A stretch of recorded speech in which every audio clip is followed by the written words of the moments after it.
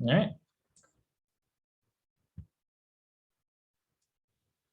So again, some of the key elements I want to just make sure is recognized for React. Everything starts with React from the, where is it? Index.js, which technically though isn't actually the starting HTML file. We know websites work through HTML, and that's here in the public folder. Public index.html. This is the main page. This is the website. This is the web page itself. This is what the user downloads, and then a bundled version of your JavaScript files, which is what we do when we do a build.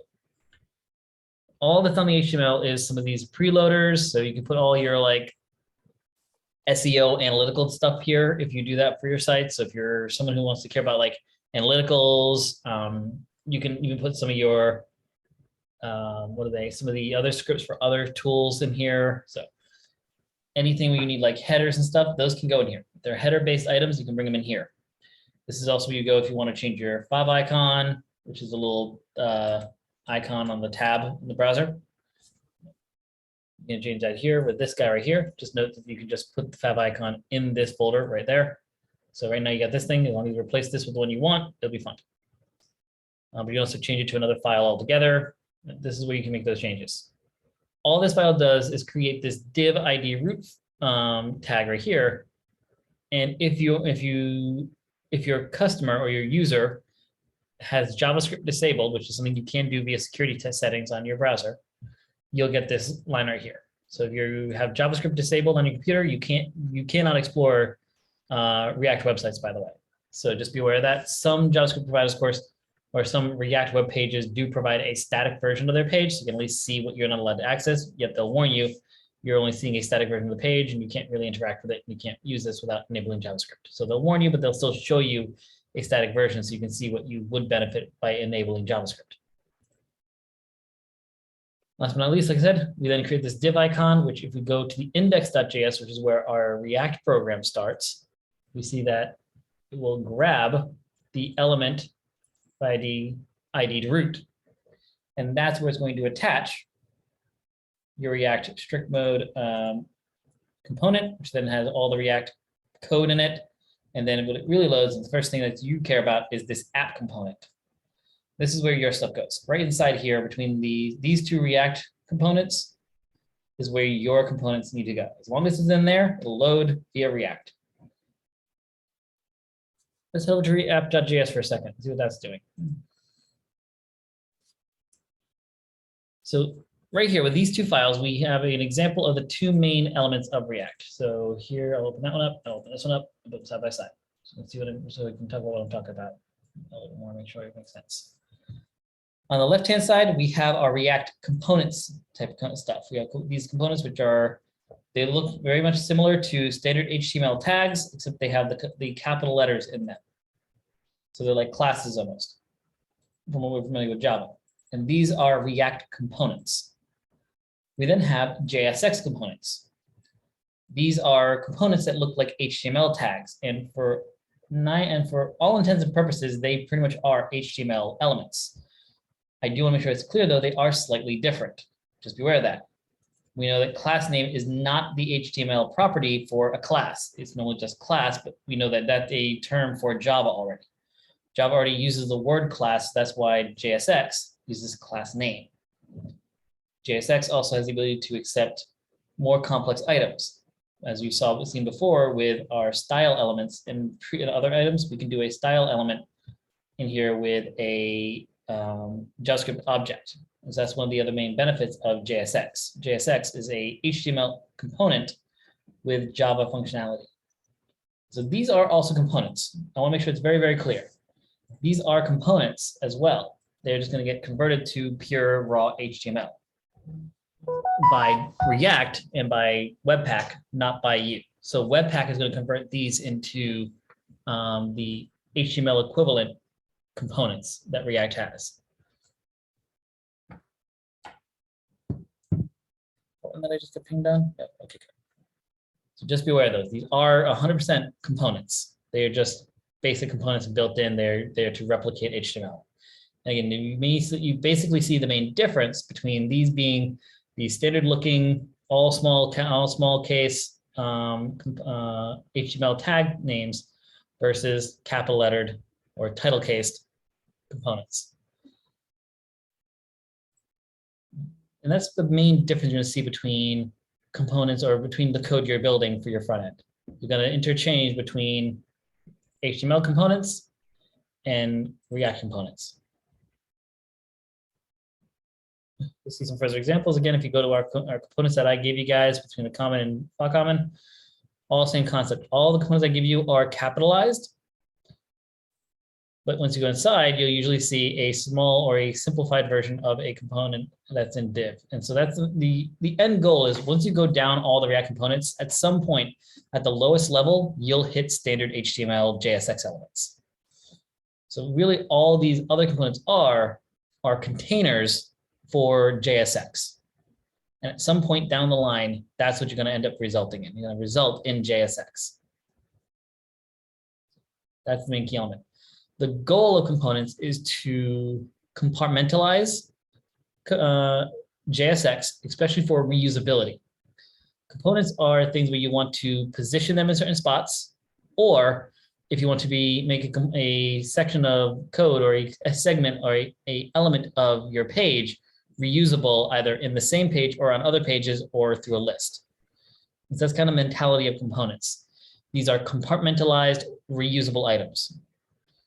And so those are the two main benefits you're getting out of it. Compartmentalized, which is useful for like pagination or creating different pages. We're going to use React Router for that. So you have separate pages. So we have our components to store a page. And then we have the other version of it, which is to then store the actual JSX. So the first thing we need to do, though, is actually allow ourselves to have a router so we can actually load different pages. The router will allow us to behave like normal web pages where we click to go to new pages. We have URLs that change. There is a concept in React known as a single page application. That's something you can definitely look into.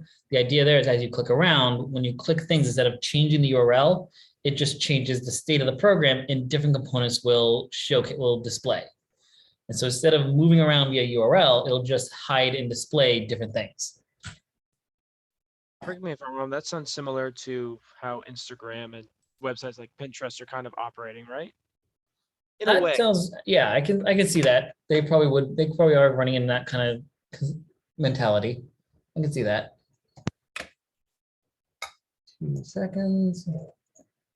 Instagram should be React made, right? What's that? Instagram should be made in React because it's Facebook. It would be surprising if it wasn't, but since Instagram wasn't Facebook originally, it's not required to be made out of React. So it definitely could not be, but it would be surprising if it wasn't. I could definitely see them once being purchased by Facebook, if they weren't React, why they wouldn't switch over to it. Again, React's biggest claim to fame is just minimal bandwidth.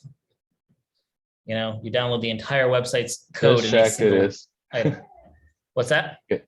Instagram is React. Yes. Yeah. Okay. Have they always been React? That I don't know. I just use the Chrome extension to check if it is React or not. Gotcha. Yeah, like I said, I'd be surprised if they weren't React now, but there's a chance they might not have been React in the beginning. Yeah.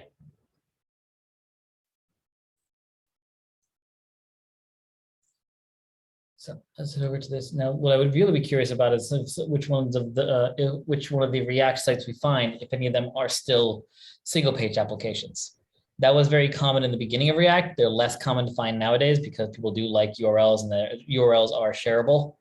So being able to share URLs is key. So yeah. All right. So from here, we're going to look at our app.js. We can see that we are, excuse me, we are loading the logo that we see when we first load it. So just to see what we'll see in that, we npm run start. It's just start, isn't it? You can, but yeah, I forgot that that's a syntactic sugar. So the start command doesn't need the run command in front of it, but any other script does need the run command in front of it. That's why I get so Oh. habitually typing in run anyway. So I tend to run a lot of commands that are not start commands, so I'm always writing npm run. Yeah, you're right. You could with start, you can just do npm start. Do we need to run our Springboot as well? Yes, we do. Good grab. So I'll play that too. I don't think we need to at this very moment because our front end is interacting with it yet, but it's good to have it running when you're doing this. I don't think, oh, it loaded over there.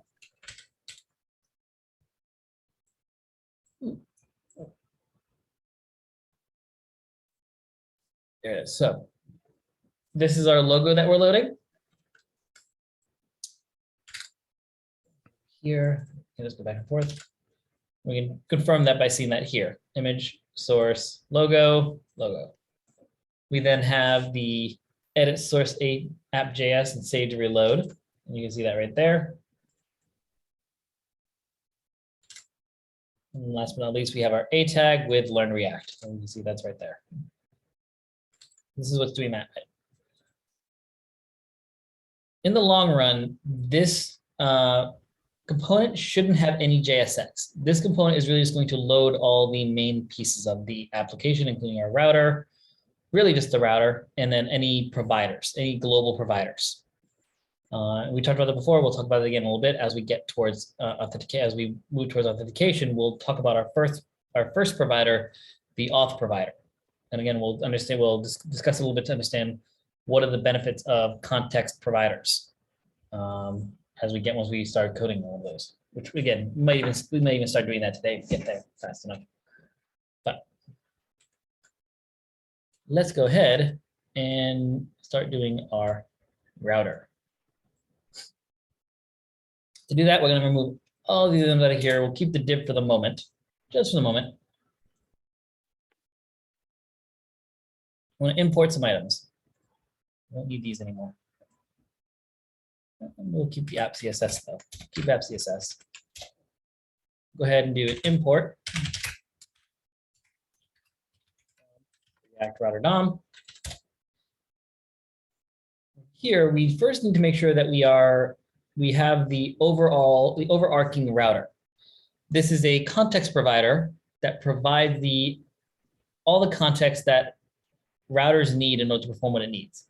In other words, this is going to give your React app access to the router, to the route that the browser is in. It's going to give the access to the navigator system for going back and going forward outside of standard JavaScript behavior. So of course you have normal JavaScript navigator and navigation that you could utilize if you need to, normal JavaScript commands. In this case, we want it to be a little more robust. We want to use React router so we can really have better connection to it and make sure that our components have access to this information via hooks. The tool for this is called the browser router component. And that is going to be your root component for your entire app now. So you don't even need this div anymore. I'm going to get rid of that too. And now we're going to do browser router.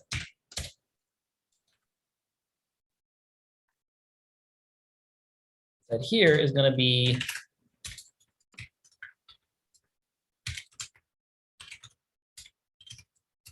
I feel like that should be identified as a comment. Oh, right, because of JSX, I got to do the standard, the Java-based items. So the next thing we want, yeah, is going to be our. This is your app level router. This is your high level router. This is the first level. And one thing I can mention that we didn't really do with our previous app is you can have nested routers. And so if you have let's say you have several sections of your app. And so in this case here, I can easily assume we're probably going to have, what are some of the screens we might have? We're going to have, let's see, we'll have the home screen for everybody, right? That would be everyone. We're going to have a rental screen. Right? Actually, pick a car to rent from. And if I really think about it, we also have a employee screen to see what rentals are available and whether or not they've been rented out or not, whether they've been rented and whether the car has been taken. In the moment, I believe we're not doing any sort of like rent and then pick up later. We're just marking whether or not they're rented or not. So really the employee screen can just see which cars are actively rented. With this clear is I can actually rent cars. So this one I can see which cars are rented. This one can be a screen of just like, what can I rent? But these are different screens, and they're also going to be, there could be other items in here. So in here, I could have the actual list of cars. I could have a list of locations that I could rent from, list of cars at that location, just a list of cars overall that where the location of the matter. So we could have multiple screens that are related to the renter or to the customer, right? So we can even say instead of rental screen, we say customer screens, employee screens, right? And probably actually a better word. Just more accurate, not really screens. Right.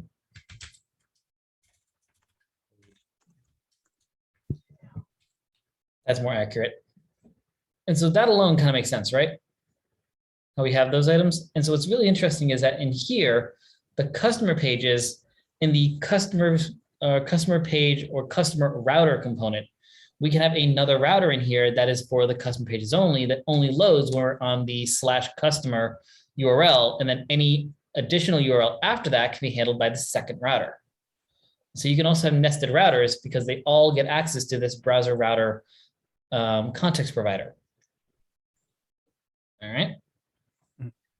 So we're going to have the one main router, but then deeper inside, if we have the time to do that, we may even create some additional nested routers for these two as well. So you guys can see how that works. Now though, we need that main router. So under our source components, new file, routers, oh, not file, folder, routers. And our first one is going to be our app router. It's the most common one you'll do for your first one.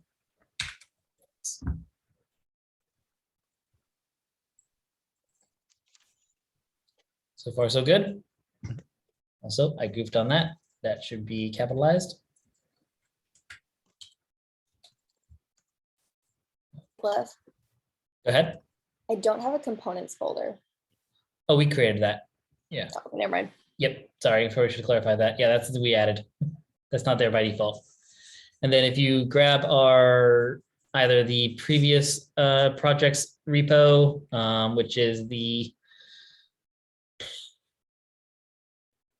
or Geeky likes, so ch12-Geeky likes on my repo, you'll get access to these two folders. That's where they came from. Got it. Yep. These give you a bunch of common components because I don't really want you guys worrying about basic HTML elements for like a nav bar and a clickable button. So then you guys aren't going to be front-end developers, you're going for back-end. So I don't care. I don't need you guys spending hours and hours and hours on your front end. I just need to make something that's functional.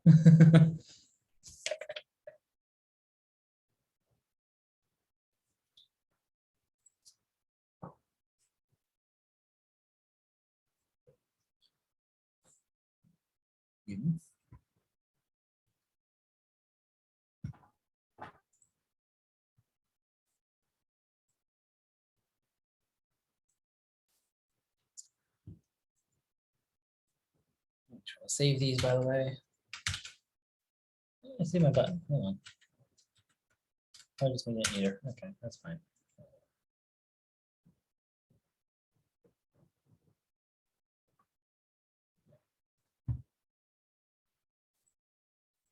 Everyone ready to move on to app router?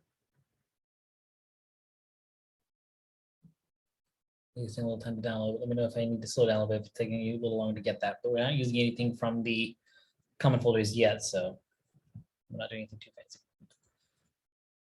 All right, we're in our first component that we're going to make that is ours now. What is the first thing you do in any React component? Import React. Oh yeah. Bring React in. Every React component needs to make sure React is there so that it knows it's a React component, so it's aware that it's part of React app. The next thing I'm going to do is bring in items from React Router DOM because we're making a router. So from router DOM,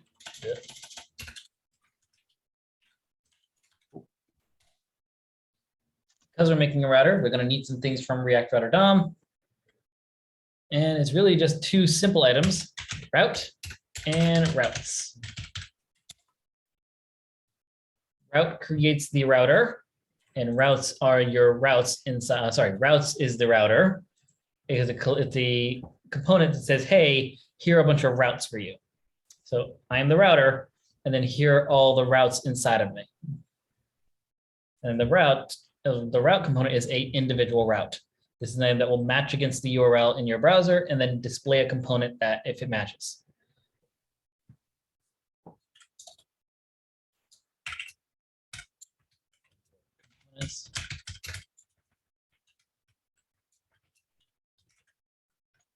That, of course, you'll need to bring in the components you want to show, but we'll discuss those in a second. The next thing I'm going to do is const app router.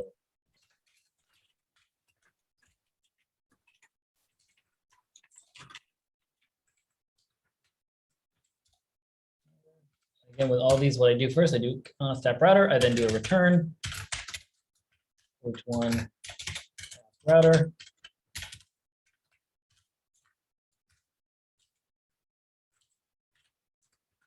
That last bracket.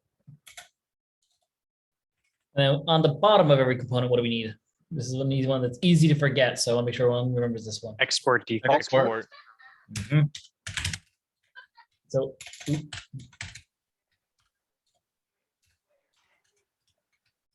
as I said before, and I'll say again, before I do any code on any component, this is what I tend to write first so I don't forget my return statement.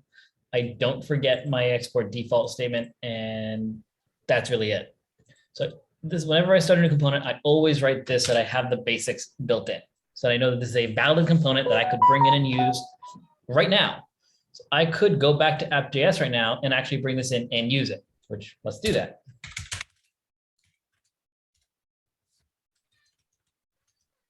Throw that in here.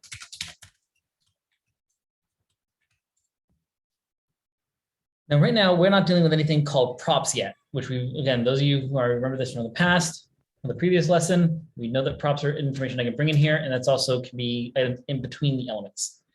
Because I don't plan to put anything in between here, that this is literally what is going to have everything, I want to display everything inside of it anyway. I'm not going to send anything inside of it like the child component.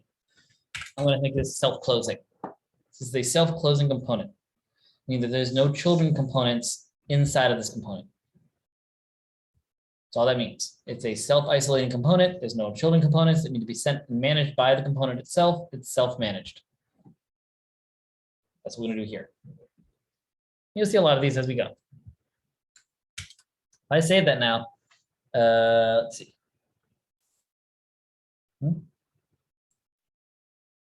Why did I do a small R there? Weird.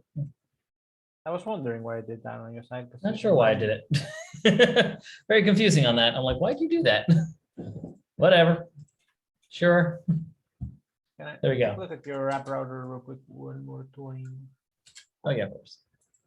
I have bit of a. I don't know why. Give me a second. If you got what you got, if you have everything that I have, this is all you should see right now. Just a page with app router on it. If you don't have that, check the items. I'm going to put them side by side so you can see them. And hide the page for the moment. So make sure, so yeah, double check, make sure that your screen is showing the text app router in the upper left corner because you haven't had any sort of styling yet. So just check on that. And if it isn't, let us know. Yeah, I have a problem right now. I don't know what the hell this is mad about. Oh, hold on. I think I don't have your export. I say, put that in there right away, always.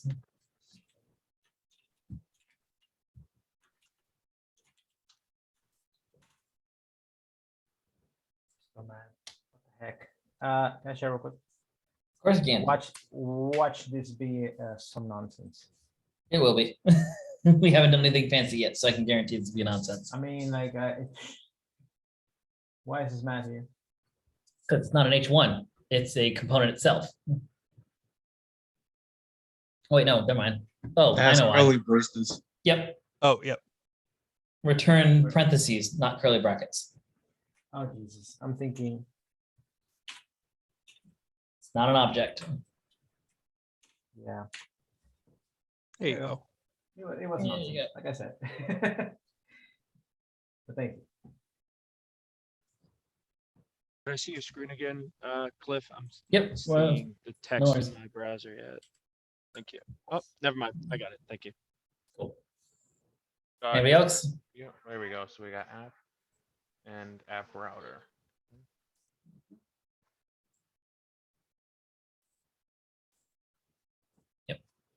These are the only files we've made changes to. So we looked at index.js, but we didn't touch anything in it.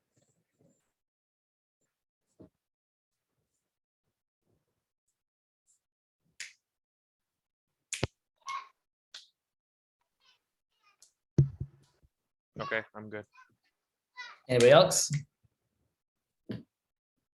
By the way, Jeremy, I don't know if you've been away this entire time, but you still have your I'm away if you're actually back by now. He's still away. It's crazy. What happened?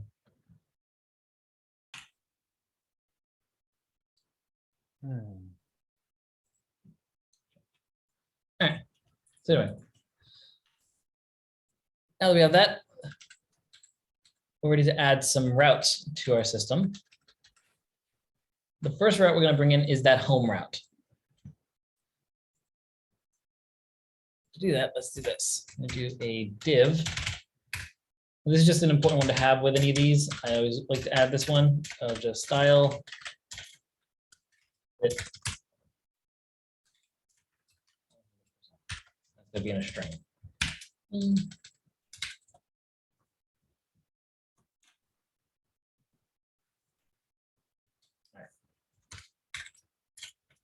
There's a comment here.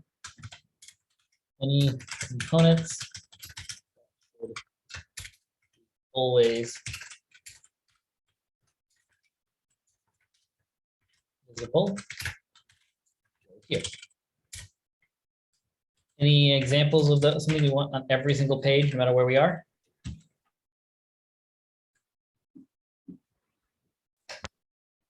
Only elements on a website that should always be visible, no matter where you are. Logo with a link to the homepage. Yeah, like the logo for the homepage, yeah. Where is that usually stored on? The menu. Header. Navigation nav bar, bar. yeah. Nav bar is the common terminology for it, yeah. Header is another term for it, but yeah. Normally the nav bar, in other words, go here. So once we're ready to bring the nav bar, we'll put that in here. We're not ready for that yet, so we're not gonna bring that in yet. So now though, let's go ahead and bring in the router. So now we got routes. That's the item that contains all the routes and actually performs the logic on it. We'll bring in one route to start. Our root route, so path is going to be just a standard slash. Then we need element. This needs an element, something to display. Now, this is one thing where I disagree with the terminology that it's used. I don't know why React Don decided to use the attribute element and not component. Kind of annoying, but not my choice. I didn't decide that. While annoying, that's all you got to keep in your mind. Element really just is a term for you to say, or for you to think, this is the JSX component or the React component that I want to load. And so I'm going to give it a React component here. We don't have a React component for our home screen, so let's go quickly build one. Not gonna have anything fancy on it, just a home screen saying welcome to Expressian. So let's go ahead and do another new file. Go back to the left side now. I'm gonna do under components, do new folder first, home, new file, home.js. All right. Again, sanity check. What's the first item we need? Import React. Oh.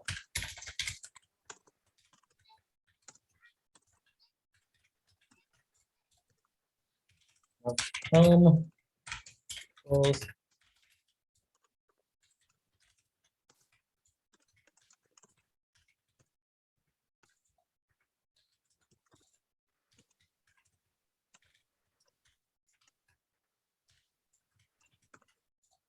Again, this should, and at some point, become second nature for you. You see how quick that just comes to me? How I just type out that quick little component without much thought. This is what you want as you get used to React. This should become muscle memory for you. This basic, standardized, just template for your React component. What you start with, so that you know you have everything you need that is a functional component. It's a great, just good starting point for any component.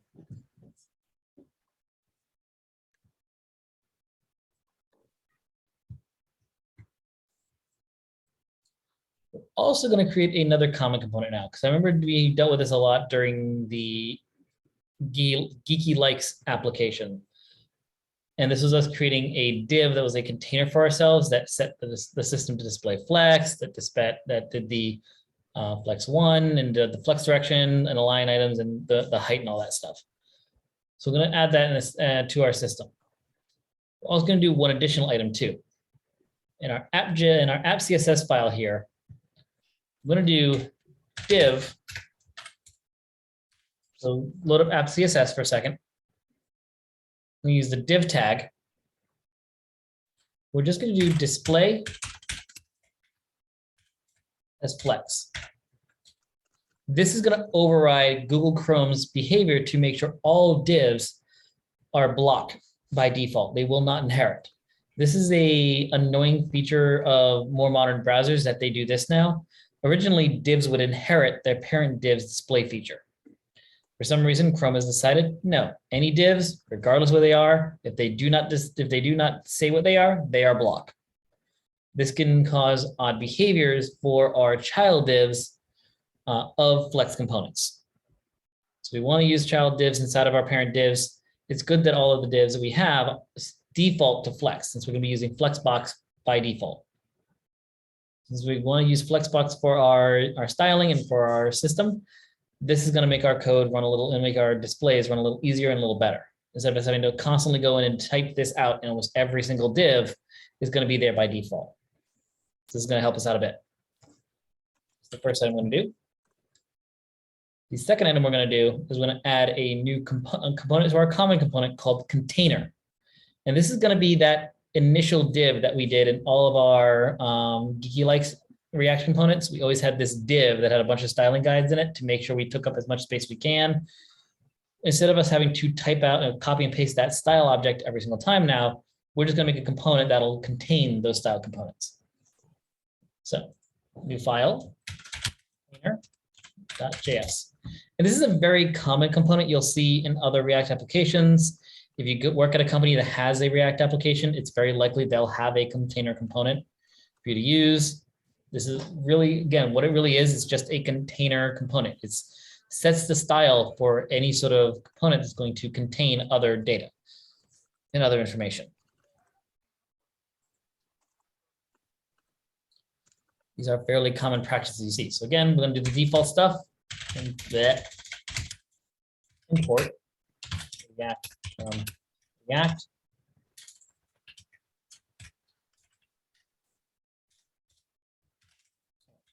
Container. This time though, we are going to use props, so we're going to bring props in this time.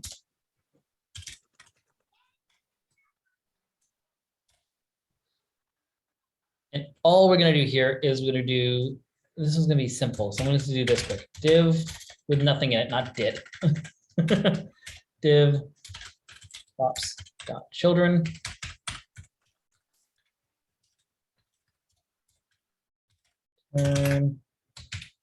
Sorry, export default. So Can we go over what props and props.children and stuff Yep. are again? that's what we're gonna do. Yes. Okay, So, perfect. Good. no worries. Every single component has a props variable for it. So props though is just this. Prop stands for properties. And these are the props that are sent down from a parent item. Whoever calls the component has the ability to send props down to it. It passes properties into the component when it calls it. These are two props that we see right here. So props are any properties or attributes you provide to a JSX component, as well as anything in between the two tags. So for the routes component here, this is a prop as well. So these are props of the route component, and the route component is a prop of the routes component. And this style here is a prop of this div. So that's the one thing you want to keep in mind. Mainly, so that's one thing they say. There's multiple different props you can send, but the main thing to keep in mind is props are anything that was sent to it from the parent setting. It was given to it. This is information and data given to this component from somewhere. Props.children are the child components that were handed to it in between. So this component, this prop right here, is the child prop of routes. So the route prop here is the child route or child prop of routes. So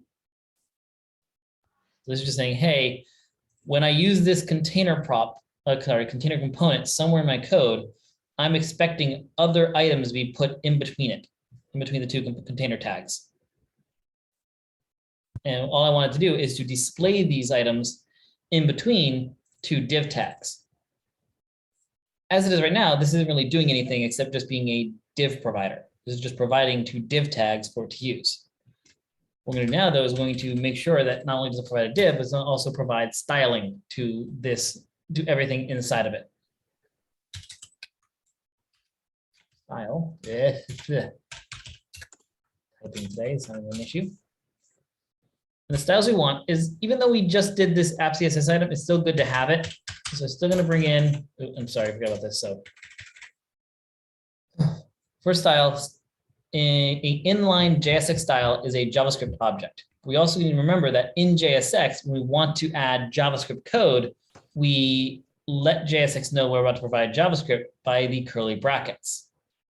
So in the right here, we're saying, hey, I'm going to provide JavaScript, and the JavaScript is just to do props.children, just to take that property of props.children and display it or return it. In this case, we need to do we're telling them, hey, I'm about to provide you JavaScript for your style component. But that first curly break is doing just that. The first curly brace is doing that, saying, hey, I'm about to add JavaScript. But since I need to give it a JavaScript object, I need a second curly bracket. So the first curly bracket saying, hey, I'm about to give you JavaScript.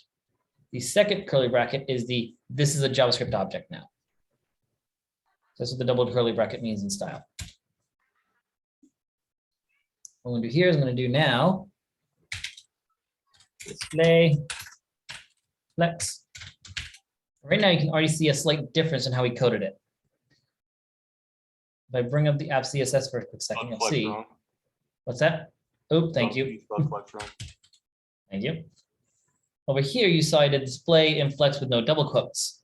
And here again, I'm doing JavaScript. This is a JavaScript object, not a CSS object. So this is a CSS object, which still uses the curly brackets. But here, strings don't need double quotes around them. And instead of a semicolon, we're actually going to do a comma. Other thing to be aware of. Oh, hold on, hold on. I'll get to that in a second. Flex. Go ahead and do flex. That's a 1. And we'll do this next one. Flex direction. It's going to be 1. We see here on the right-hand side under app header, we do see that flex direction here was used, but again, we see something different between what we did here versus what we did here. And here we see the dash syntax. Again, in normal CSS, that's what we like to see. In normal CSS, we tend to do dashes. Again, with JavaScript though, JavaScript prefers camel case. That is its preferential treatment for variables and for key names. Not only that, JavaScript doesn't recognize dashes inside of objects. This does not mean you cannot use dashes in a JavaScript object for a key name. If you want to do that, you have to encompass it in the double quotes. You have to JSON it in a way. So we can do flex dash direction, but that's not going to actually work in this case. JSX is expecting flex direction capital D. To make the code easier and more JavaScript friendly, for every single CSS attribute has a JavaScript camel case variation of it. So whenever you're wondering what is the actual property I want to do, double check if you know CSS better, go to CSS, type it out, and be like, all right, everywhere I see a dash, get rid of the dash, capitalize the first item. It's coming back to me a little bit. Like I remember when dealing with the JavaScript objects, we used dash to call like a certain item within the object. If I'm not mistaken.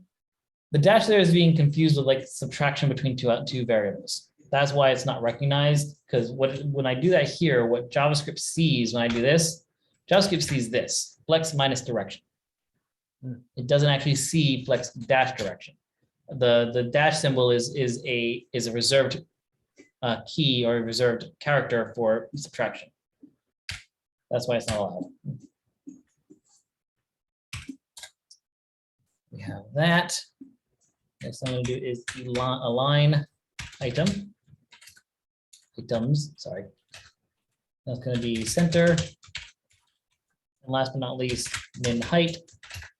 We always want it to try to use 100% of the view height for the container. We want it to use 100% of the view height so that we don't ever have any pages that are cut in half or anything like that.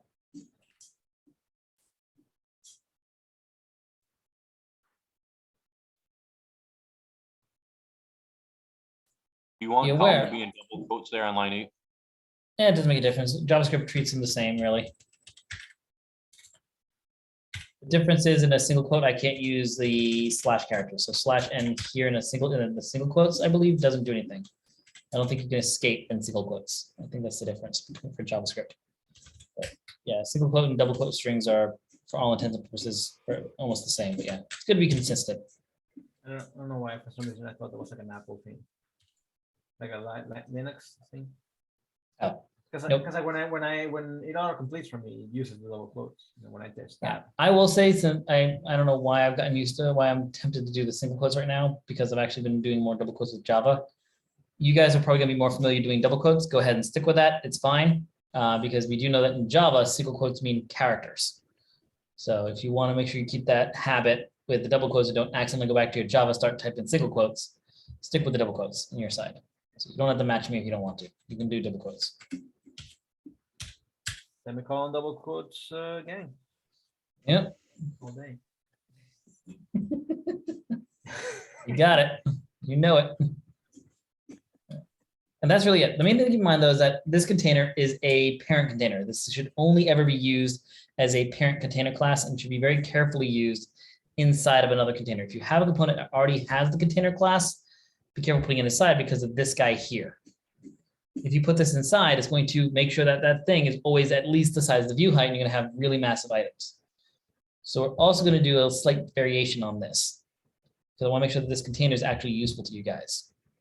We want to also make sure that we keep that this is the default styling, but that if I want to, I can provide additional. So what I mean by that, before I make changes to this, let's go back to home.js over here. Oh, I was just copying that. No, I didn't. It's still over there on the left. Don't worry. It's still there. Oh, were you copying app CSS? You shouldn't be No, copying that. the I other was gonna one. say, yeah. No, I kept it. I moved it to the right in case people were copying this. So don't worry. I moved that to the right so we can. You guys still use container. We're going to bring this container into our home.js application, into our home.js file. That's why we're bringing it over.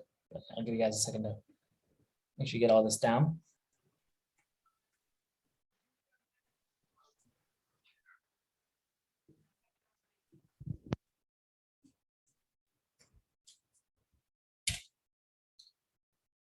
We're ready. You're just going to bring this container into our home component. So import container. And now we're going to wrap that h1 in a container tag. So, container. Like that. It'll hold for a second. That's all we're trying to do right now.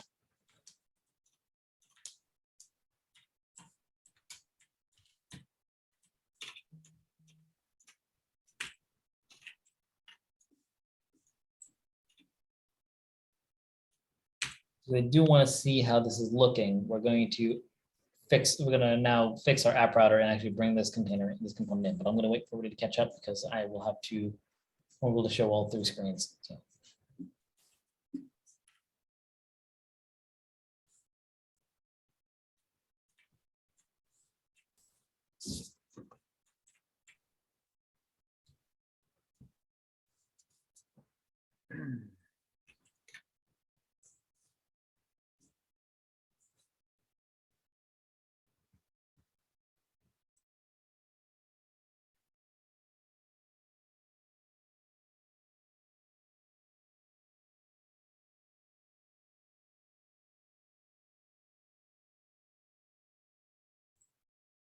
Anybody need more time?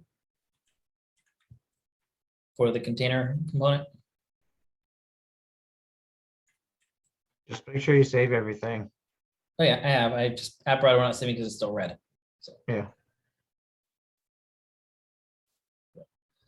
bringing app router over now. All we do here is just bring the home component in, so you can just see how that looks like. So import home. That happened. Whatever. Go back And still upset. and Yeah, it's upset Right as, there. as On line 12. for element here.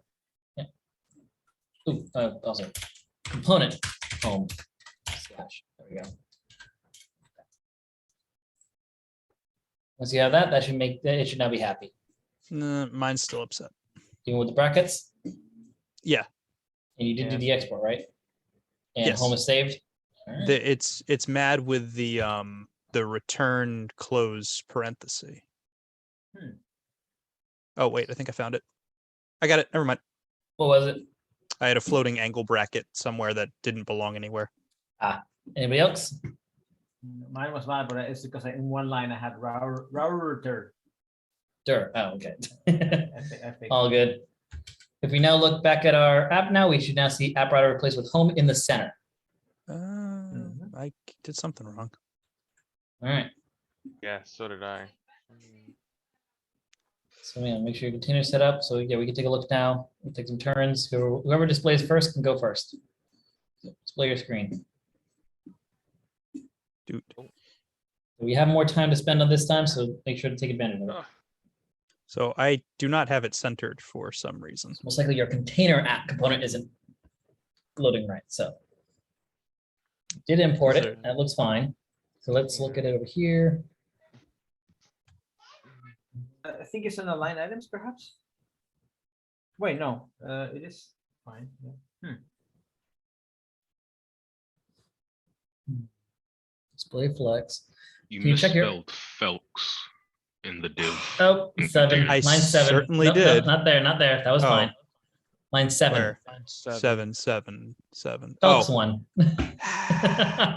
Nice No, catch. it's always the yeah. dyslexia. It's always the dyslexia. All right. Thank There you. it is. All right, one done. Is that you, Next. John, that caught that? Mike, I Yeah, think thank so. you. No Good problem. eyes. Oh, okay, done. I know what it is. So note that you have an error on line 13, right? Mm-hmm. So where is that defined? Read that, read it. Do you see the difference between the two yet? Okay. There you go. All right. Save it, rerun it. Let's see.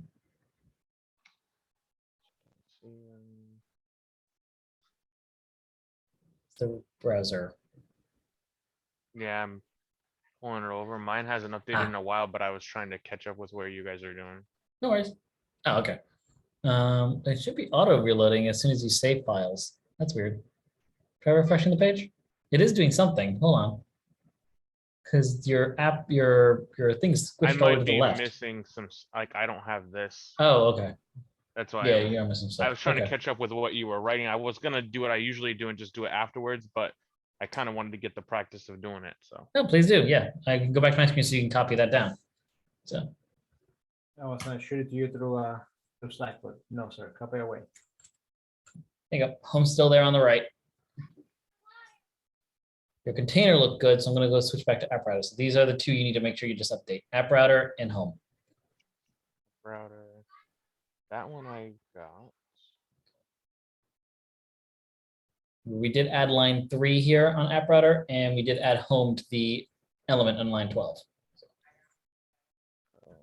Which you might not have been able to do if you haven't finished your home component yet. I think it's just home that I'm missing. Hmm. So got those two lines and then the const. Well, based on what your front is looking at, we also might want to double check your app.js as well, because that might still be showing the old stuff there. So let me do that. This. And that. Oh, maybe I didn't do that. So those are the 3 files. We'll give everybody a couple minutes. So everyone check your code, make sure it all looks like this. I will say if you're coding along, if you don't type out the comments in your code, that's fine. That'll save you time. So anywhere you see that there are comments on my code, you do not need to type those to follow along in order to be able to keep up with me if you need to. So you can ignore the comments unless you feel like you need them. They are not required for the code to work. Browser doesn't seem to be showing anything.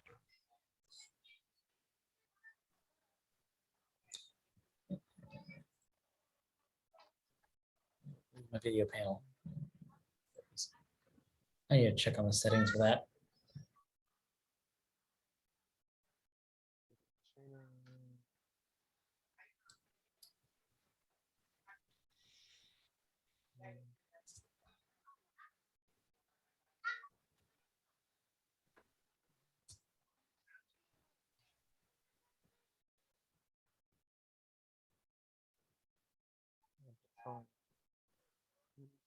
Import container.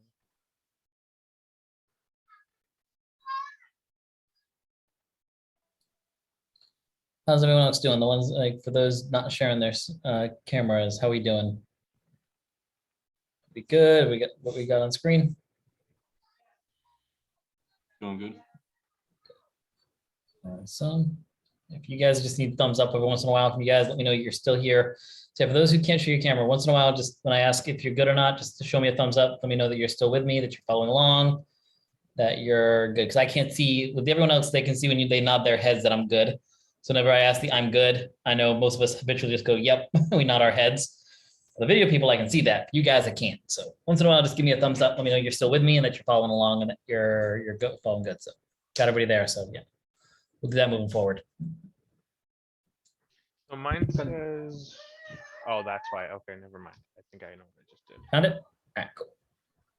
Could I see the container class again, Cliff? Sure. I'll do a four screen then. Way down here. Yeah, because my browser Boom. showing nothing for some reason. There we go. We got 4 pages open now. So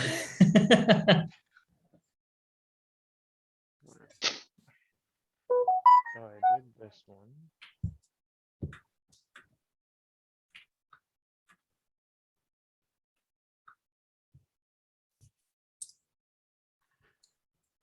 I got home done. Container. My container look like this.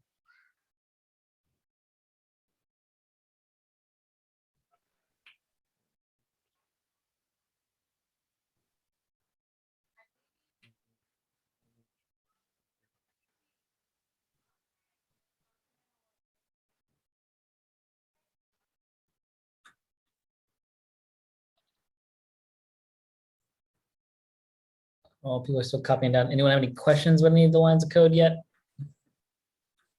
The lines seem to make sense so far. Let's see what's going on. That's that one. That's that. For some reason, my browser is still showing me nothing, and my code looks identical to what we have so far. Do a share screen for yours. Yeah. Let's do that.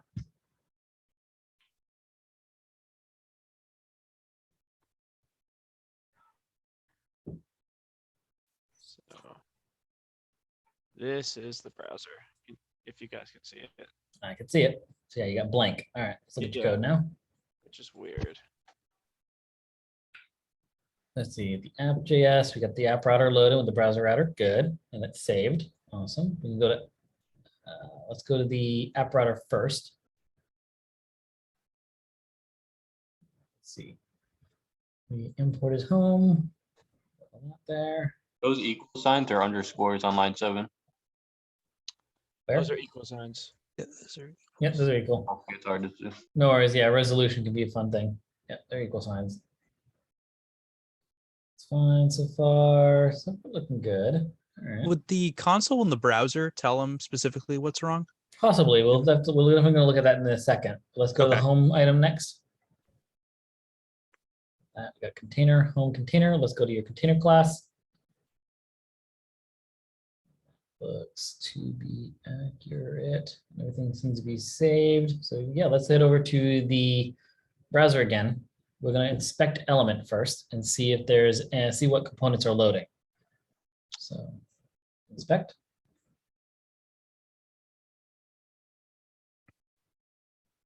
Did you import anything into your home? I mean, I don't know if you got an import for a container. Go back to your home screen, Taylor, Sure. or Yeah. your home. Go for it.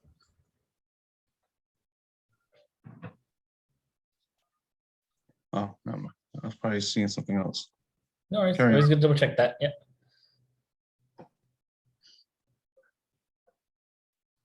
right, let's load in the body.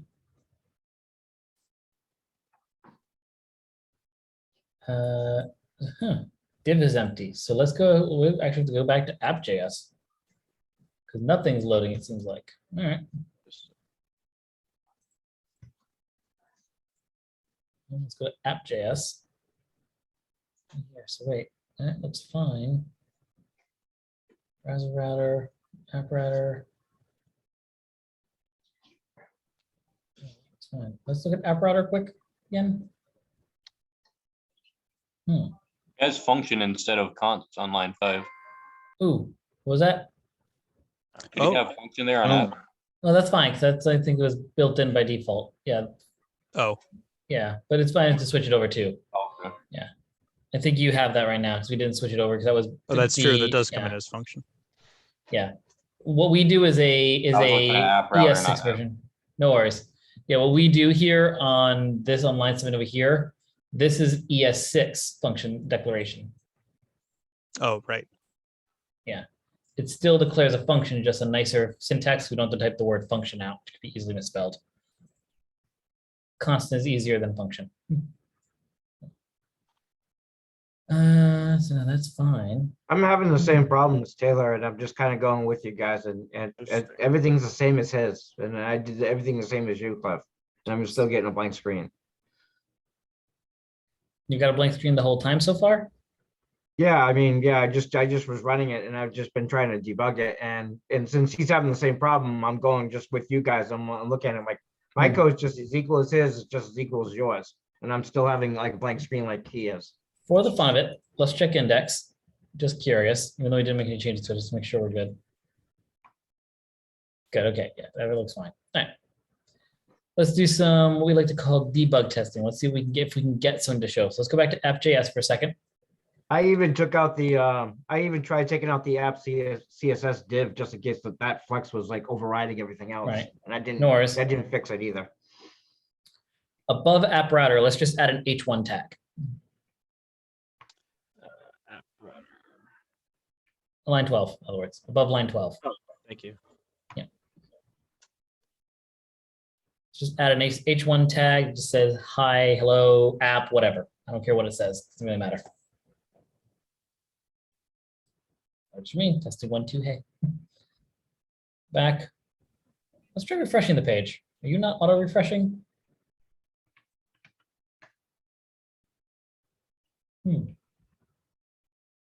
Still empty. It's not loading anything. So let's go back again. Let's go back to app.js. Because we're in app.js, aren't we? Yeah. That should be loading right away. Yeah, for the fun of it, let's just kill the application and rerun it. Right. I forget how to kill those applications. Just Control C C in the terminal. Gotcha. Yeah, that worked for me. Start, yeah. That Worked for you? worked for me. Putting the hello tag on the app.js, that came up as hello. That came up perfectly. But if I remove that, I don't get the one in the container working.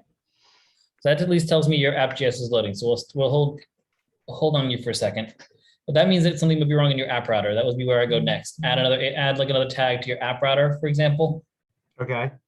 Start moving down the line, see what isn't loading. Is it because he doesn't have a semicolon on line 2? JavaScript isn't too worried about that. JavaScript is very, very lenient with the semicolons. Okay. Yeah, it's a good guess, but yeah, no, JavaScript doesn't really care that much. I'm just looking for any type of divergence. Oh from yeah, what- Yeah. I get it. Yeah. So that's not going to really help. So yeah, the H1 should be showing right now. So I'm not too worried about that. Might take a million years for it to start, so it might be more beneficial to see where Jim's at since we're at the same spot. Sure. Yeah, we can do that. As I speak. Oop. The hell? I might have spoken too soon. That's fine. That's not something we've done, so leave that, don't worry about that. Here it goes, starting. We'll give it a second, yeah. First thing Yeah, I'm so getting- feel free to turn off your camera if you want while you're displaying your screen. I know that can help keep your computer running a little better. That's right. First thing I'm getting with the Okay. new paycheck from the new job. That's new running. computer. Smart. Yeah. It's better than dumping in a tiny paycheck because you need to get a new laptop immediately. Oh, yeah. Not speaking from experience or anything. No, absolutely not. We're all crying on the inside.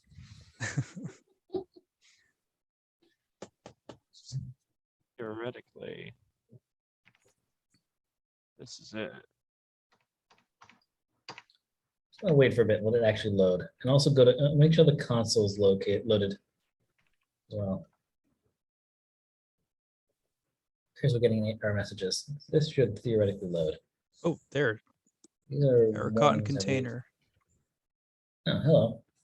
Nothing was returned returned. from router. Do we miss DOM. our? Okay, go to container. Sure.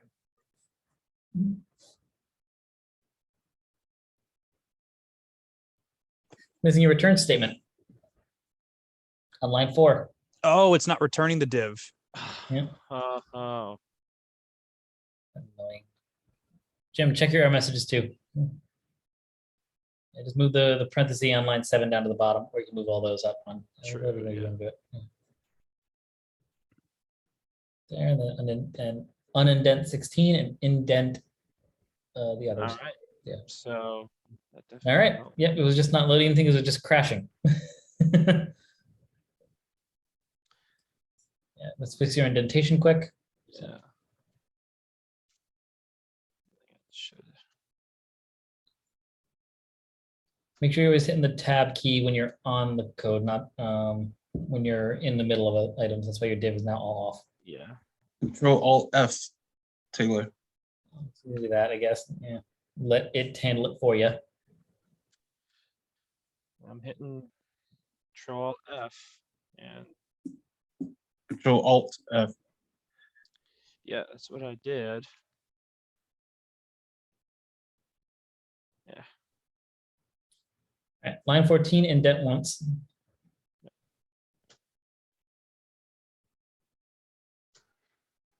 And then line 16 needs to be unindented.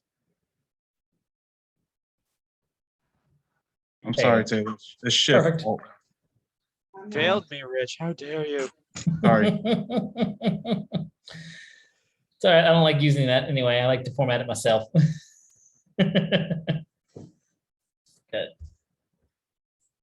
So you move those, but then you just got to make sure that the home components text will actually load now. So I don't remember seeing the home text. There it is. It's not centered yet though. Why not? Can't get mine to work.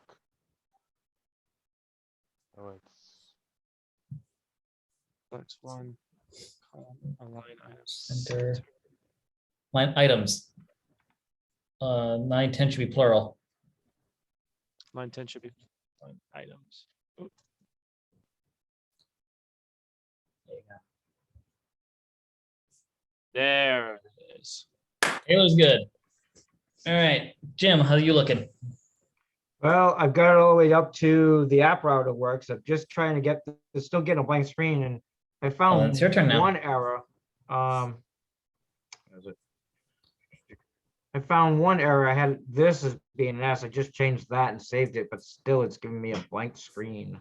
Let's load up your console. Make sure there's no error messages. Uh, So just inspect, yeah. Hmm. And switch to console.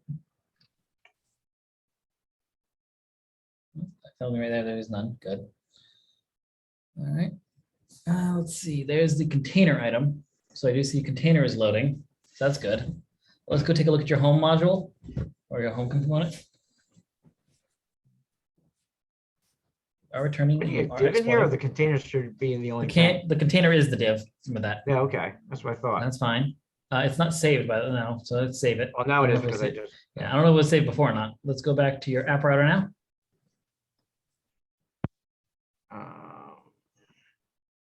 This works because I got this Yeah. far, but this path.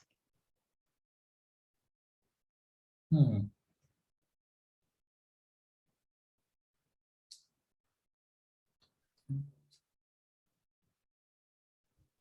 Hmm.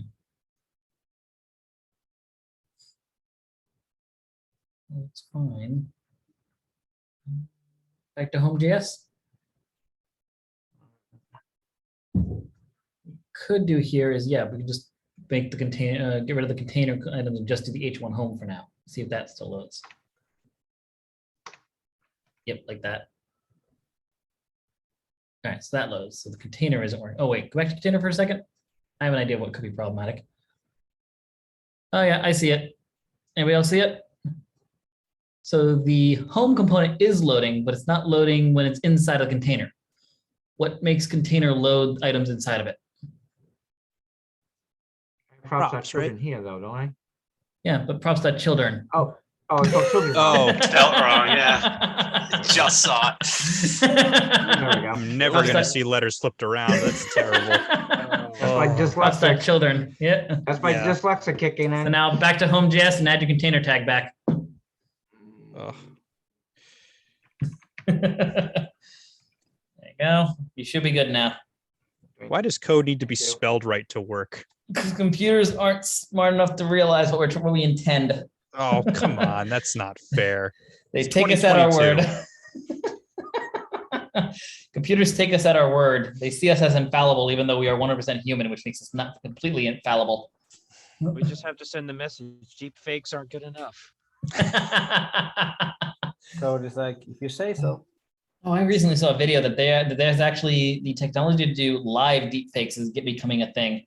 Oh no. Oh yeah, so you could be We're getting done. a That's it. Zoom call from somebody using a deep fake now. Oh. It's getting bad. So Scary. what am I doing wrong? Oh, let's see. Scroll up a little bit. Oh, looks like React Get a Router call from DOM isn't Mac installed. Let's check your package.json on the left, down the bottom. Click on that. Yep, we need to do npm I React Router DOM. So let's kill the application. Control C. There you go. npm I React-router-DOM. Before you hit enter, let's do space and also add Axios. Small a. And hit enter. Yep. Later on, you'll also want to bring in the packages for Font Awesome. Yep. Which again, you can just go over Google. how to get the packages from Font Awesome again? Yeah, I'll show it again quick because it's pretty straightforward. But yeah, I'll show it quick. After you That's those all it install, was? that should be I'll it. stop then. Yeah. Stop, run it. If it doesn't work, let us know again. I'll do a quick demonstration again on how to get React Font Awesome. Again, I don't memorize the functions to do it. All I do, very, very simply, is do Font Awesome React. Once you type that, the very first thing that shows up is React Font Awesome Docs. And from there, the very first code block is all you need. You copy paste that into your terminal and you have Font Awesome. That's all it takes. Thanks, Cliff, and thank you, Travis, for putting that in the chat. Let's do.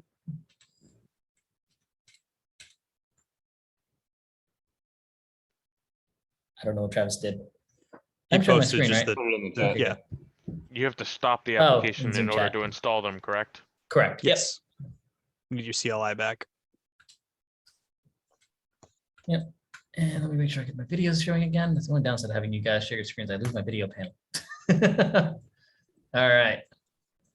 So again, this is where I like to say again. This is Stop it again, Control C. what's that? Mhm. Yeah. Oh, you can just click on the little copy button here and then paste it into your terminal. Yep. So click that. To stop the app. Oh yes, just Control C. hit to stop Control it. C and- Sorry. Yep. Control C is also copy, so that's why I was confused. I did know that. Thank you. Yeah. Control C copies and also kills anything in the terminal.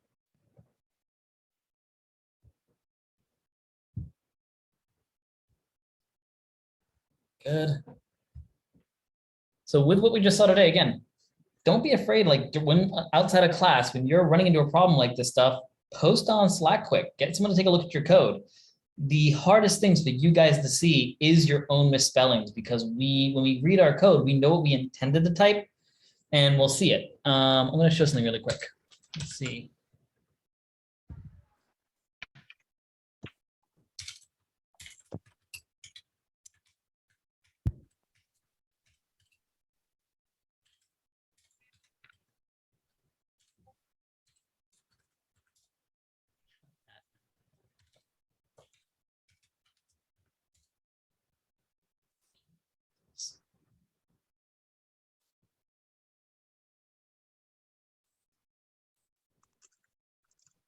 Show this really quick.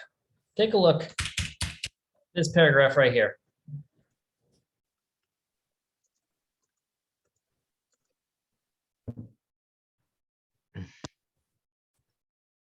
Pretty cool. You can read it, right? Yeah, because Yeah. the correct letters are in that word. It doesn't matter what order they're in.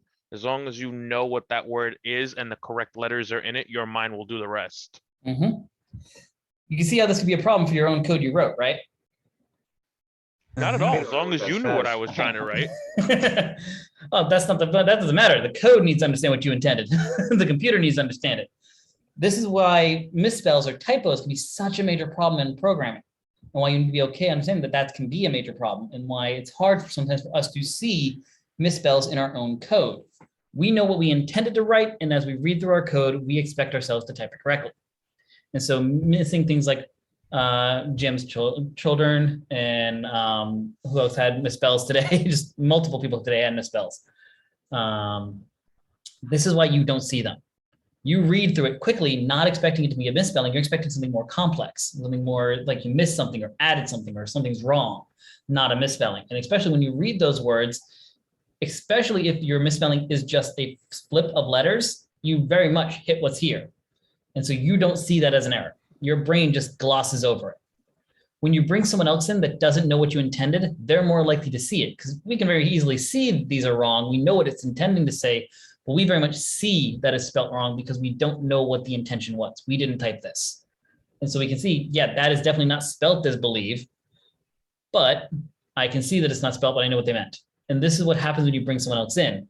They look at your code, not knowing what you intended, and so they'll see misspellings a little more obviously, because then they have to interpret what it meant, what it was intended to be. They have to know what it meant to be.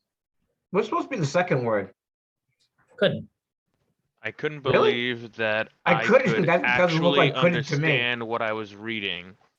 Using the incredible power of the human mind, according to research at Cambridge University, and I could just keep going. Yeah.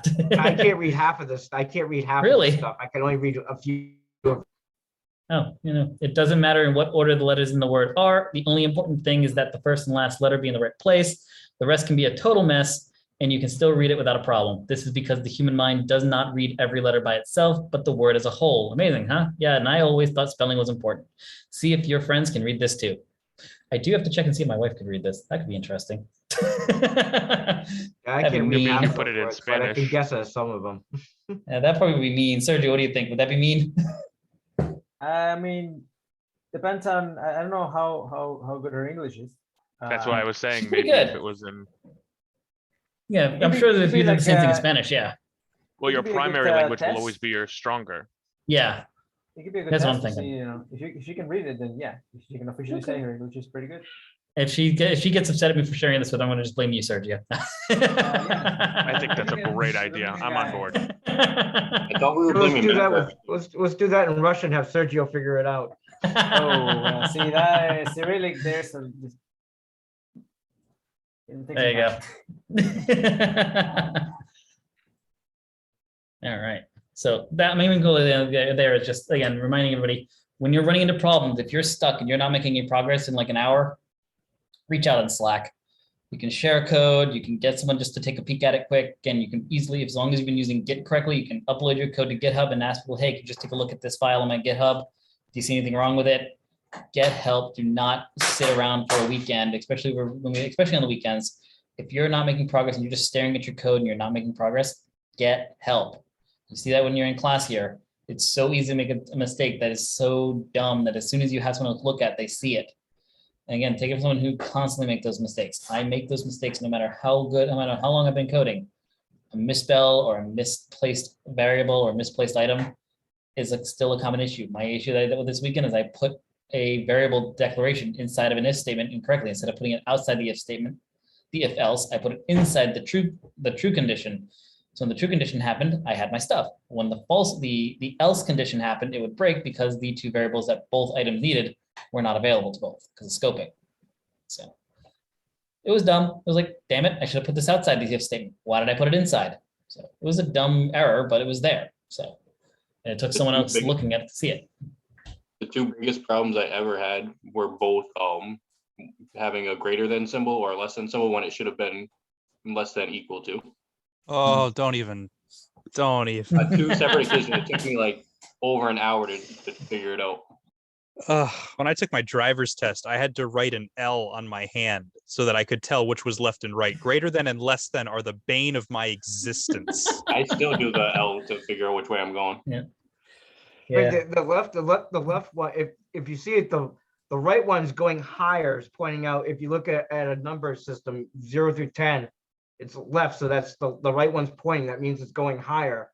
That'd be greater. If it's pointing to the left, it's going from 0 below, and that's less than, you're actually going backwards. So that's the way I That's remember. referring to in greater real than life or when less you're than. trying to figure out what the difference between left and right is.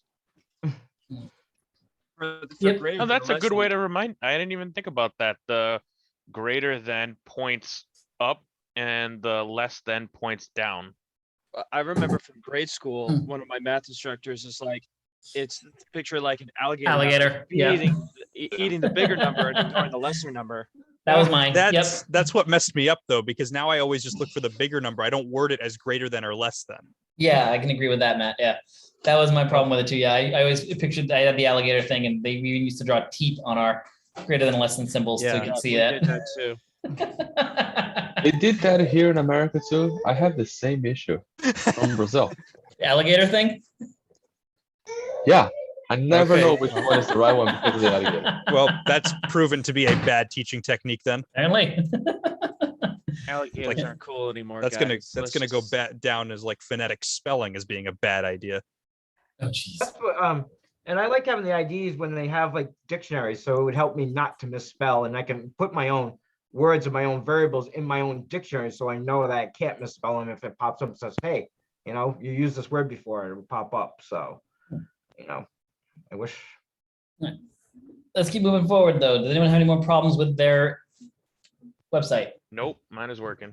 Nice. All right. So last thing I'm gonna do now. So with this, we saw here, we have our container. It's all doing what we want. But let's say at times we want to use this elsewhere, and maybe we don't want the min height to be 100 view height, or we don't want them centered, or we want a row, but we want everything else there to be the same.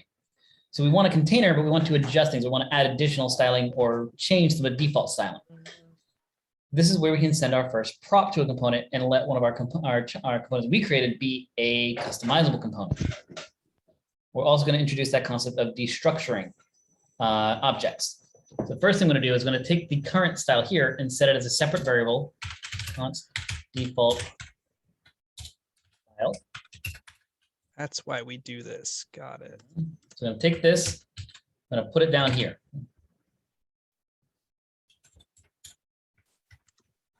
So what we're going to do here is we want to make sure that it's going to do a combination of two things. We want it to be a combination of, how do I want to say this? Type it out. Do it here, actually. We want it to be default style plus style props.style, what we send in, style we send in. So we're going to send it a style item. We want to make sure that the two match up. Make sense?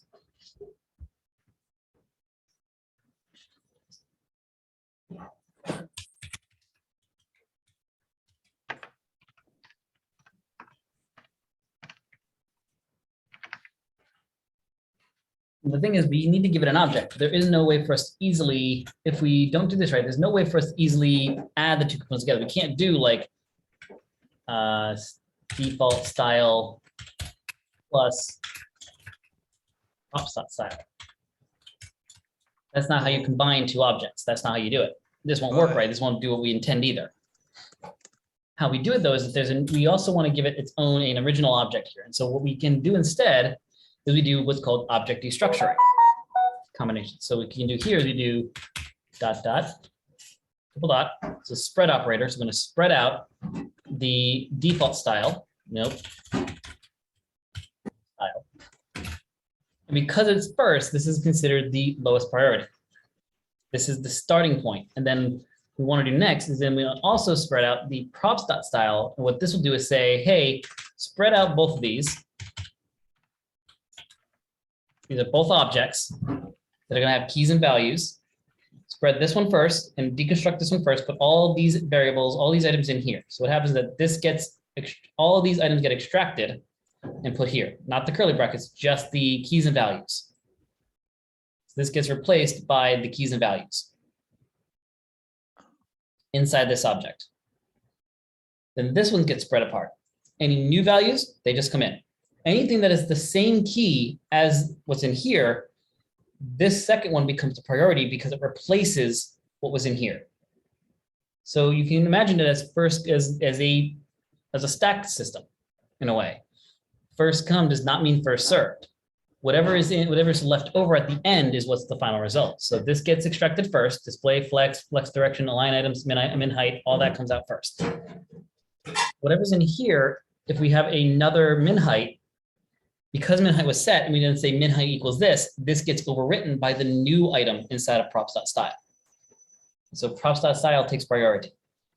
If you would add a third object here, object 3, whatever's inside this object would override both default and style, if that makes sense. The leftmost item is the item with the highest priority. So you got to remember, including even if we were to set other props here. If I was just to set min height here now as 100, as like 50 VH, that means neither default style or style can set prop min height because it's been overwritten and set by default here. And so if there's any sort of stylings that you want to be there no matter what, that you don't want anybody being able to override, you can do this. These can be what are called static styles. So these are your static styles. These are your default, if not set. These are what gets sent by the parent component. And these, any other items on the last side over here can be your static styles. You know, these are set, you cannot modify them.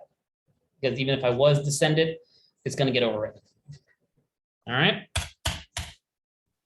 So you just created a new div on lines 5 through 7 and just moved what was in it originally down to a different variable. I don't know div. I just moved what was inside the style component, the style attribute. So I just moved the contents of the object into here. Okay. Yeah. Didn't create a new div. Didn't move div. Just moved the style items into here.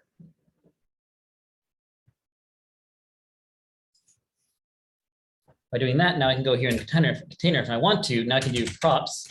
Sorry, to style equals color. What color do we want? Not equals. What color? Crimson. Crimson. That recognize? I don't know if crimson is recognized. We'll find out. I don't know that's the color that HTML recognizes. Hey, it is. See, there it goes. So this didn't override any of the default styles. It just added another one. So that's the benefits of this system is that we can add additionals. Pretty cool, right? Yeah. What I will say, though, that this is something that, again, it's not important, but I'm going to show something quick for anyone who wants this and benefits from it. Because this is a custom component that we created, we noticed before in the div style, like if I go here, I can do align, and we see that all the style items, like all the style tags show up, right? Very convenient, right? However, if I do that here, it doesn't pop up, does it? Kind of annoying, right? This is because we haven't told React or JavaScript what this prop is. It just sees this as a prop, as a variable to store anything and everything. That, as far as React is concerned, as far as JavaScript is concerned, this property can hold anything. We haven't told it that it has to contain a CSS item. So I'm going to introduce an item. We're not going to use it too much during this tutorial, maybe a little bit, but I want to introduce this component for anybody who benefits a lot from this ability to get that kind of predictive text and wants that for their properties. This is an optional item. You do not need to include this in your projects, but for those who benefit from it and want it, this is how you can do it. npm I prop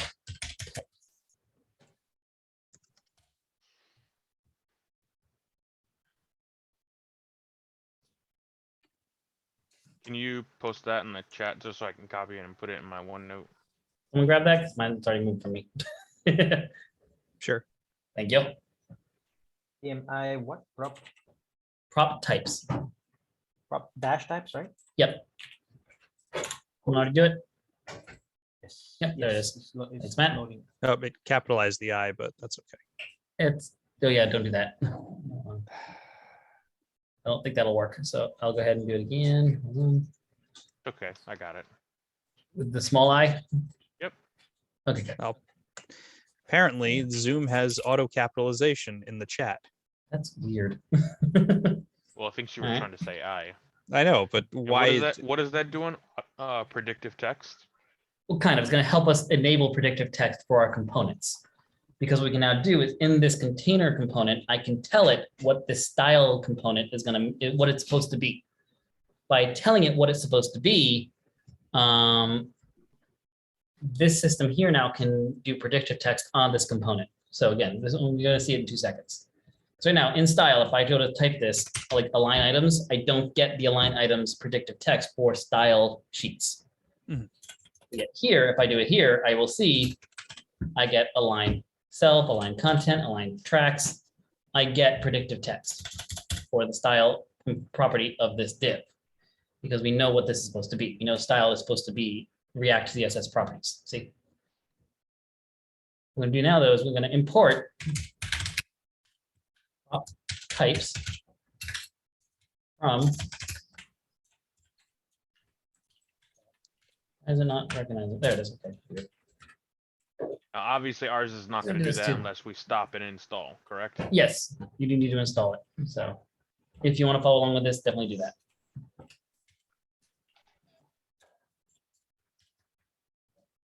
Clean up some of my windows now for a second.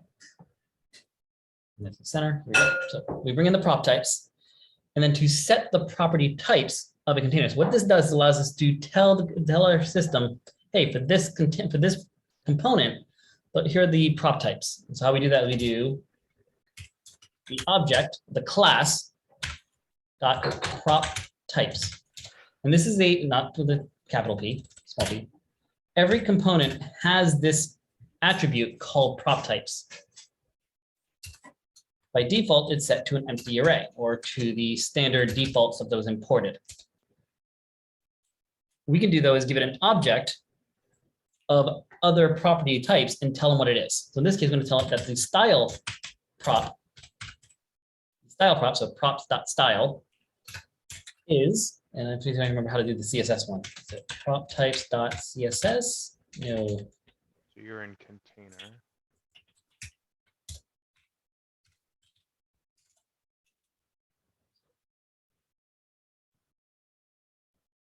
I don't remember how to get CSS property.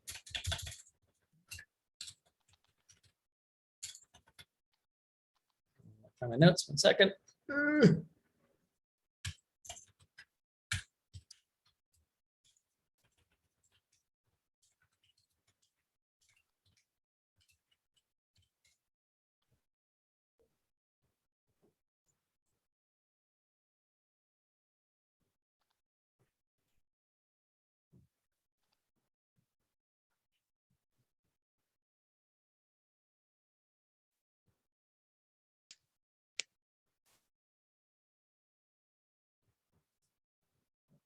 Style, I think so.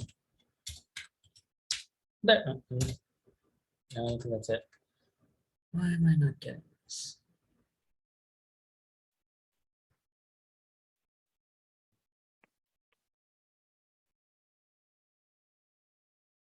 Is it view prop types dot style? That one's for React Native though. Yeah, Or is it view dot prop types dot style? One of those.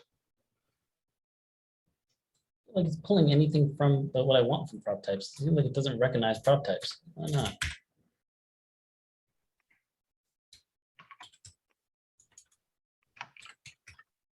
No, it is, okay.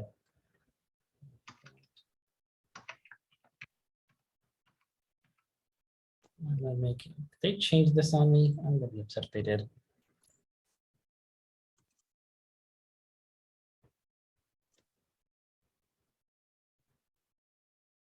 Well, actually, if you do prop types dot, do prop type dot and bring down your list.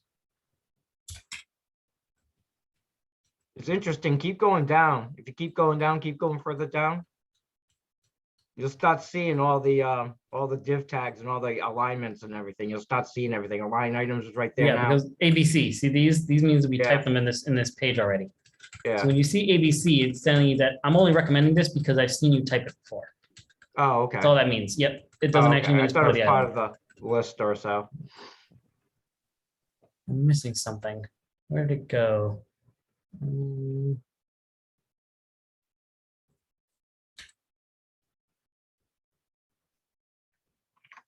done this before. Why did they move it? I'm annoyed now. 1 second.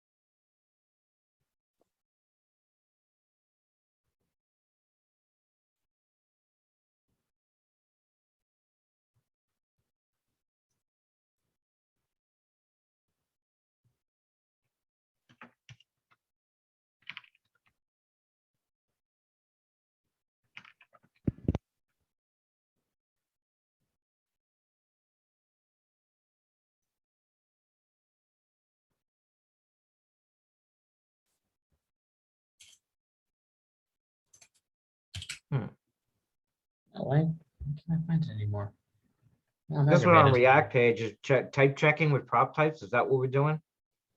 Yeah, we're type checking with prop types, and that way. Yeah, Yep. so they use name on this one in the React page, on the React itself, it's just using prop types dot string.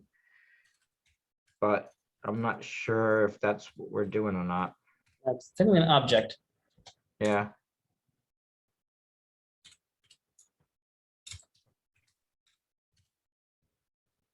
Hold on. Style, React dot, CSS properties.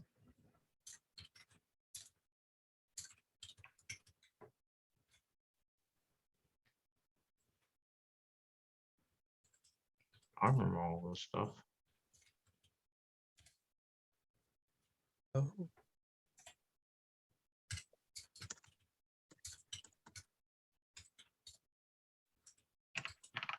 That might be what I want to do. Let's try that for a second. Let's see it here now.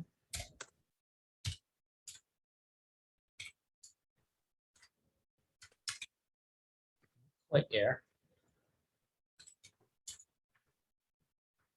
Yes, kind of. Prop types. It's not like that. Checked. CSS. That should do it.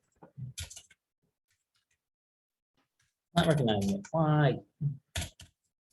I'm aggravated on it because that should theoretically work. Attribute X string and I'll have to double check on that because this is what I remember doing. And it seems like they've updated prop types on me. Dang it. I'm annoyed. What I can show though is something like this, which can be interesting though.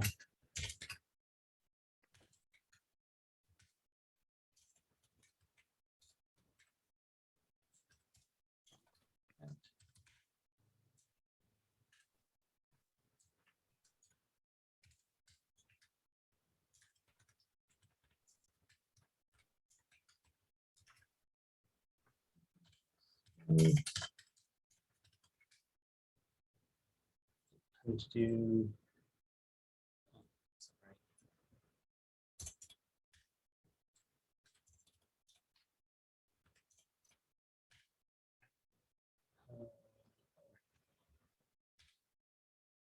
Check.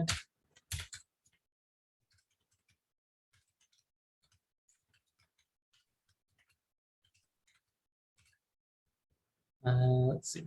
So style is probably not the best example because I can't remember how to bring in the this here, because this is what I'm looking for. I'm looking for the properties of that, where they do have that set up somewhere. Another thing that this makes sense of, and I'll show this in another one to make it a little better example. I do style. See how it recognizes that style is a property it's expecting. Space style. Why are you dying on the what?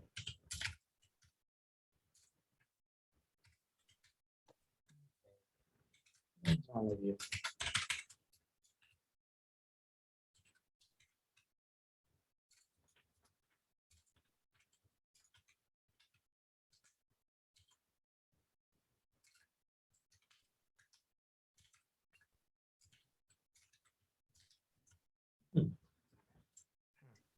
This is not behaving as I expected. Actually, just heads up, when I first dealt with prop types, this actually was built into React. They made it a separate component, a separate package now. So now I'm kind of annoyed by this. It's not working the same way as it used to.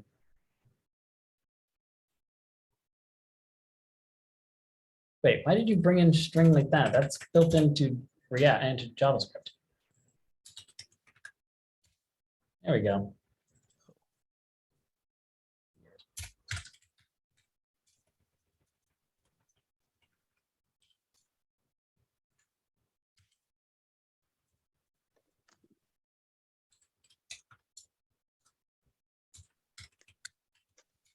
Still didn't like it.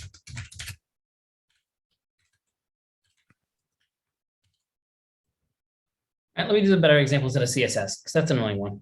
You don't have to follow along with this one. Go to button. Remember in button here, we had type, style, on click, and disabled, right? So type, on click, and disabled. Those are optional properties, or not really, hold on. Yeah, props.type here, you see I can bring in a props.type. I can bring in an on click, I can bring in disabled. I can also bring in children, but I don't need to type that one out, but disabled, on click, and type. Type should be a string. On click should be a function, and disabled should be a Boolean value. Here I'm going to do, let's bring in prop types.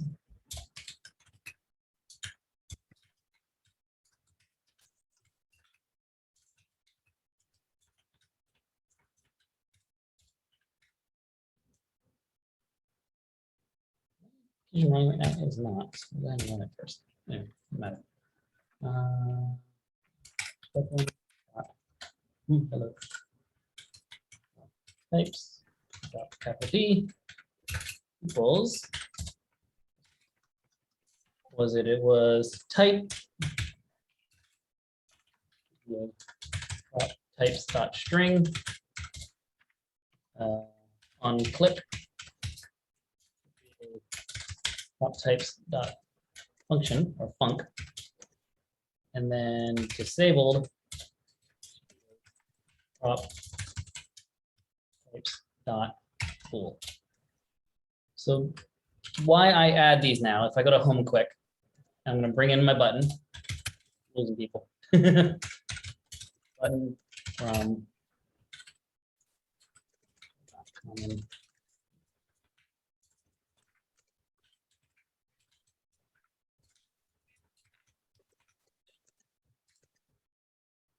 Bring in both. Import. Okay.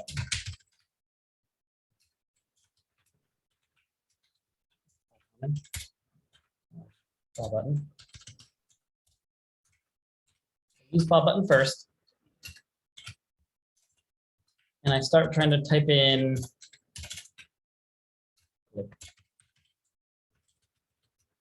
properties on click, type, not type, wait. Button type? Oh, yeah, right, because I want to be on spec. So type, nope. On click, disabled, nothing. Now when I bring in button though, with this, as I start to type, it recognizes that type is a property that button is expecting and saying, hey, you can bring this in. On click, it is an item that is expecting a function, and it's something that I can now click, and it's going to expect that. Disable. Still expecting you to finish the other one. Disabled, there we go. It's now expecting disabled. Bring it in. It is a Boolean item.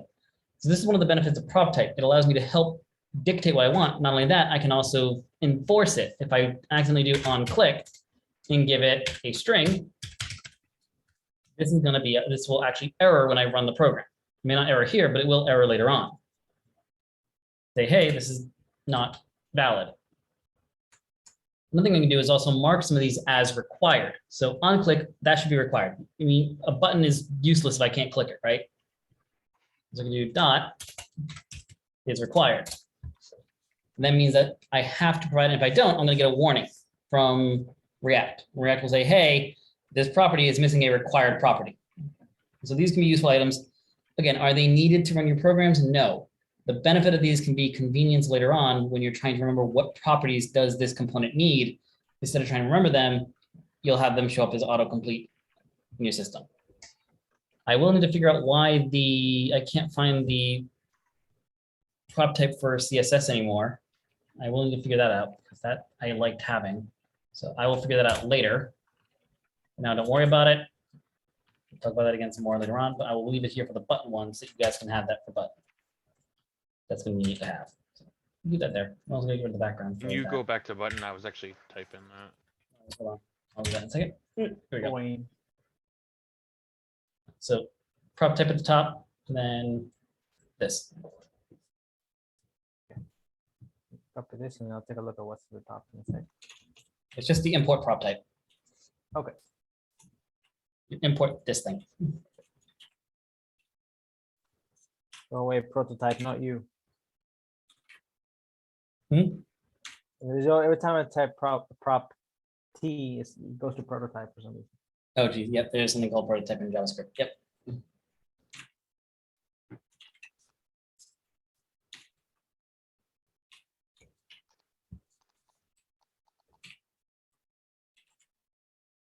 I remember that from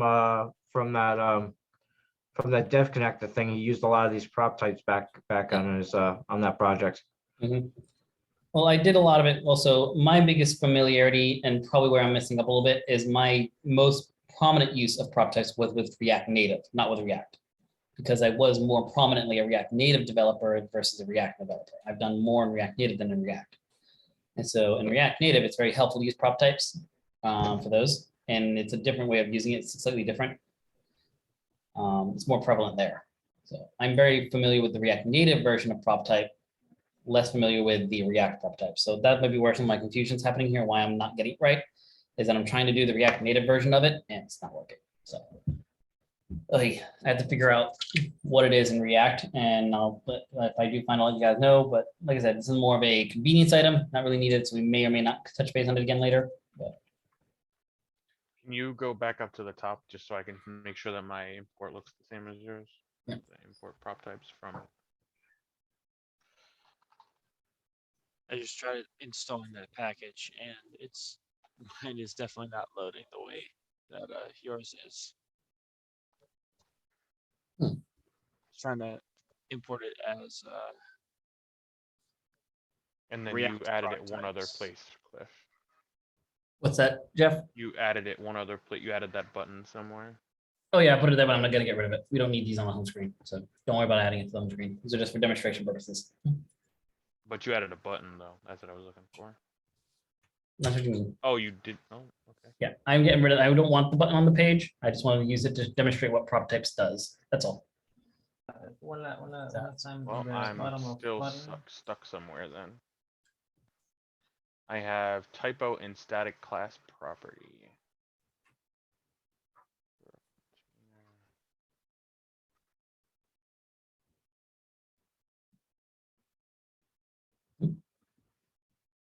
Can you, oh, someone sharing their screen.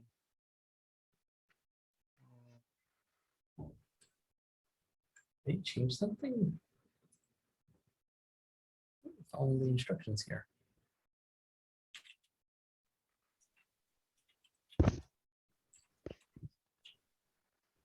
Can you show your container class? Before I do that, hold on. I'm checking something quick because mine's still breaking. Mine's actually broken out too.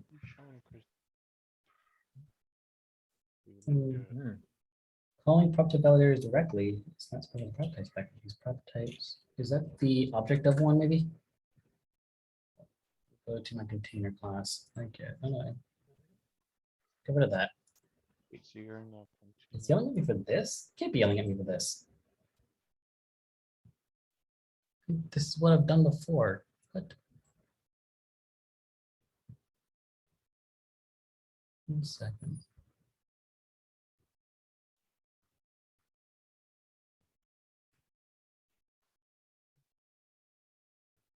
Are you taking all of that out? Not yet. It's supposed Is to that- work, but it's not working right now. I'm trying to figure out why. How I've used it before.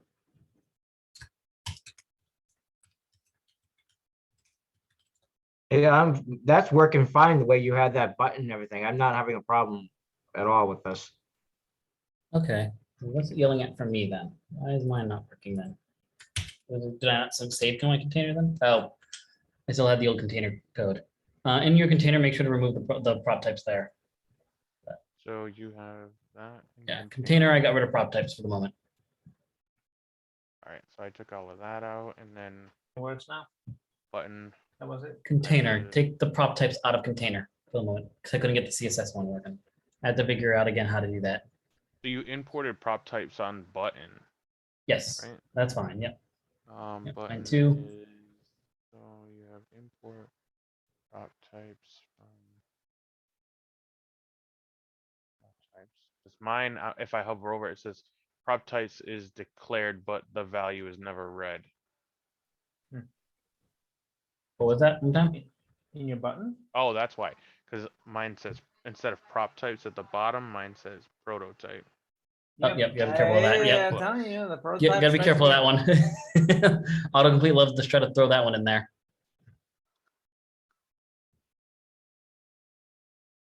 Let me try one more thing.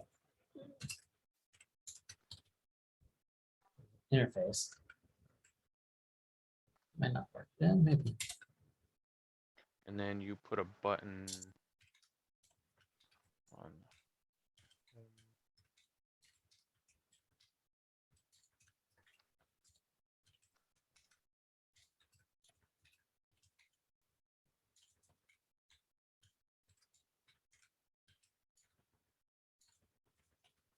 Do this yet?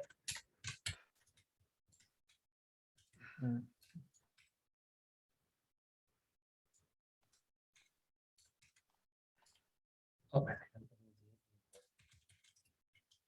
Oh, I've got a button. It doesn't look good, but I've got a button. Yeah, we didn't do much to make it look good, so that's enough. One more thing.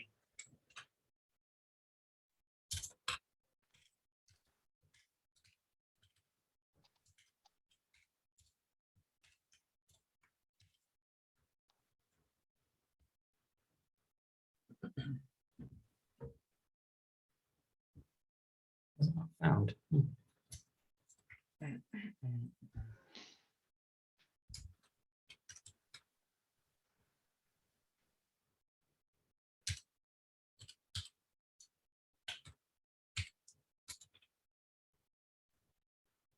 Yep, gotta find it there. So for now, we're just gonna get rid of the prop test container until I can figure out how to bring the styles back in.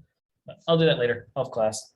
If I find it, I'll do it as a side note in one of the lessons. All right, let's just make sure this all works the way we want it to work. Let's just quickly add to home. So back to the normal, we should see home in the center of the screen again. All we're gonna do quick just to end the class for today is to switch from home to, instead of saying home, we're just gonna say, welcome to Expressian.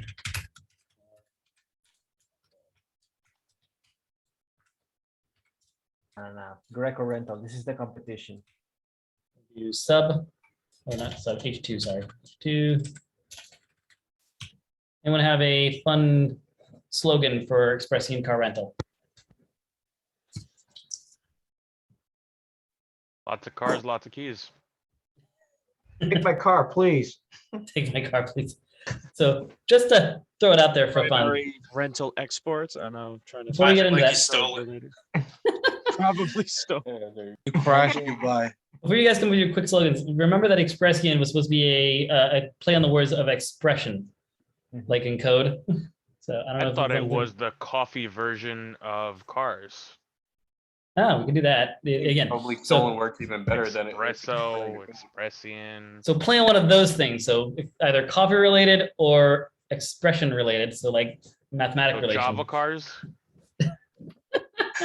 Crash Java it, you cars. buy. Get there. We have coffee holders. We have coffee. All cars have coffee holders. But mine still has like a typo error. What's that? In my, what is it, my button class? Yeah. It says typo in static class, property declaration. And so again, it looks like this. You don't have prototype anywhere on accident. Well, you can take a look at your screen if you want. Here, Yeah. share your screen.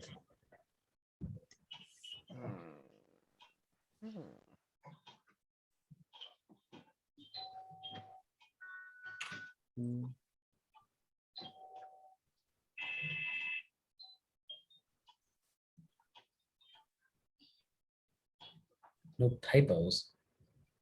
It's the typo and static. Oh, I had that too. In your button class, scroll prop types. Disabled. Click type. Line 43. No matter. Look Nope. like it's misspelled. We need to put a, oh, no, never mind. Because we're adding the property. Never mind. I fixed it because well, the P was capital. And I Yeah, you don't want noticed that. Save quick again. See, he has prop types, but mine says check prop types. Don't want that. Don't want that. Nope, it's prop types. This is correct. This is what I have. Yeah, auto saves.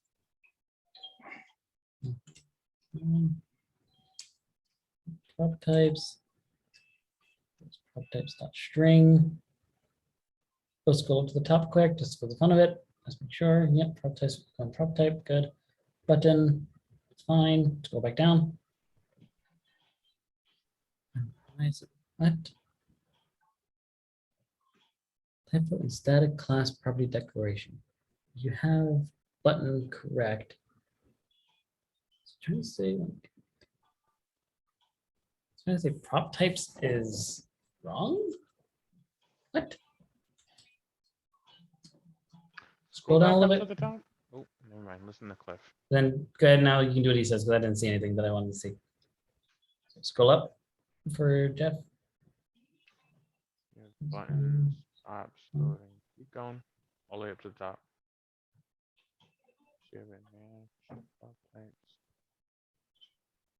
Yeah, that's the same as what I have. Prop type. Huh. I mean, I don't have a semicolon after my prop types, but Right, other which is than that, fine. yours looks doesn't exactly matter. like mine. Scroll back down again. Just gonna compare side by side. Shouldn't be missing. Damn. Prop types equals curly bracket type prop types dot string. Unclick. That P should be lowercase. Which Doesn't one? it need to say the first one, check prop types? On 43. No. It is prop types. There's no check prop types anywhere. Yeah, Oh, we line all 43. had The that, P is but you supposed should to be change it. lowercase Oh, in prop. why do I have check prop types? Jesus. Nah, I'm gonna mine is copy like what that. I have. Hold on. I'm gonna copy what I have and give it to you, and you can check it, and you can go ahead and paste it over on top. So in the Okay. chat, this way we can see if there's anything off. So take that, paste it on top of what you have.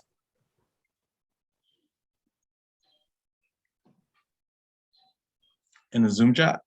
Yep. No. Yeah. Zoom chat. Sorry. Yep. Oh, I didn't hit enter yet. Hold on. Oh, There you go. So button. This way everyone knows what I have. So now undo quick. And redo. So yeah, see, it's identical. So you do an undo and then redo. You can be able to tell if there's anything off. But let's save it. It's already saved. Dang it. I just Why does did it say it's Control severe, Z, but Yeah, Control Z is how you undo. Yeah, you paste Yeah. and then Control Z. So it looks Paste like it. anything changed. Yeah. it Yeah, is. nothing changes, so Yeah, it's nothing not that. changed. Damn it. You could just paste that right underneath it to see if it's the same too, but He's already overwritten it, so it's the same. Problem is, it looks like, yeah, I do think it feels like it is auto saving because I don't see the dot show up at the top, but I don't feel like the project down below is reloading. I'm starting to wonder if that's not reloading. Don't refresh yet. Get rid of that line 49 stuff. You don't have two of it. Why don't have you kill the Yeah. app and rerun it? Yeah, I have autosave. Okay, kill that and then rerun it. The autosave might be breaking the refresh. I also have autofresh. nah, mine is does that as well. Hmm. I It's have just I'm not auto seeing save it on as well. do anything. Yeah. Yeah, see now it's loading. Okay, now it's Yeah, see, told Oh, you. there you go. Yeah, it wasn't refreshing the page. So that's why we get the error message. You were fine. okay. So, yeah, Wait, it but just his wasn't page is refreshing. yellow like Hertz. Yeah, go back to home. I can tell you why. Go to home. It's gold. It's so yellow. It's like a shine down album cover. Oh, he stopped sharing. I can guarantee Yeah. on home he has the background color prop on his home component under container. So under container he has the background color still there. I put gold. Gold.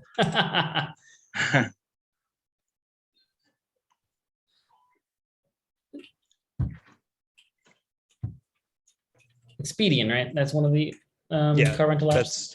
That's a hotel one, isn't it? I don't know. What are you looking for? I'm Hurts. trying to remember where I got the word Expression from. I'm trying to remember where I came up with that. where I was think like- you took from Experian for hotels what we're doing with cars. possibly. Experian? Well, That really- Experian is a credit. I was Yeah, gonna that's- say, oh, a it's credit. credit? Yeah. Who is Shows what I know. These are all things I don't have to do. It even recognizes, The green one it even recognizes is, mustard as a color. Enterprise? what is the green Express? one? Was it Enterprise? The Enterprise. Enterprise. That's who I'm thinking of. Yes, Oh, that's who it okay. is. Enterprise. We'll pick you up, right? Yep. That's who it is. Yeah, that's what I came up with. Enterprise rent a car. That's where the name came We'll from. let you rent Yeah. anything. This is where it came from. So Enterprise Expression. Got it. That was it. So Enterprise, I think, is they're the green color. So yeah, if you wanted to match their thing, I guess you go there.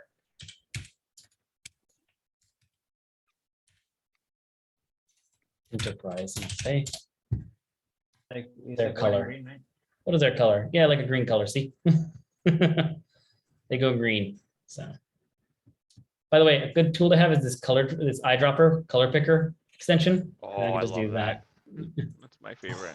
Oh, Pick color that's from web page and then ink and then like that, and I can just get I've had that for sea a green long time. oh, that. I was just thinking how good it would be if you had that.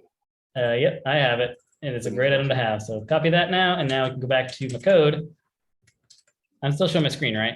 yes. Yes. Okay, good. I lost the green barrier around that shows Yeah, it. you're not looking at Matt's face? Of course you're sharing this. Wow. That was a little I know I'm hard. very Yeah. expressive. You're Expressian. Oh, Oh, there we go. Background. Check out his expression. Paste that in with the hashtag in front of it. That. Now we'll go back to our app. We should see that I am the same green color now. wow. Oh, I'm getting that right. Yes. Wow, that is so loud. That's why I think only their buttons and their header is that, which we probably will do in the end, but might do that. Maybe we'll offset. No. What we might do is we might offset the color slightly eventually, but yeah. And that color's yeah. copyrighted, so Is it another tool that I used to use? Color.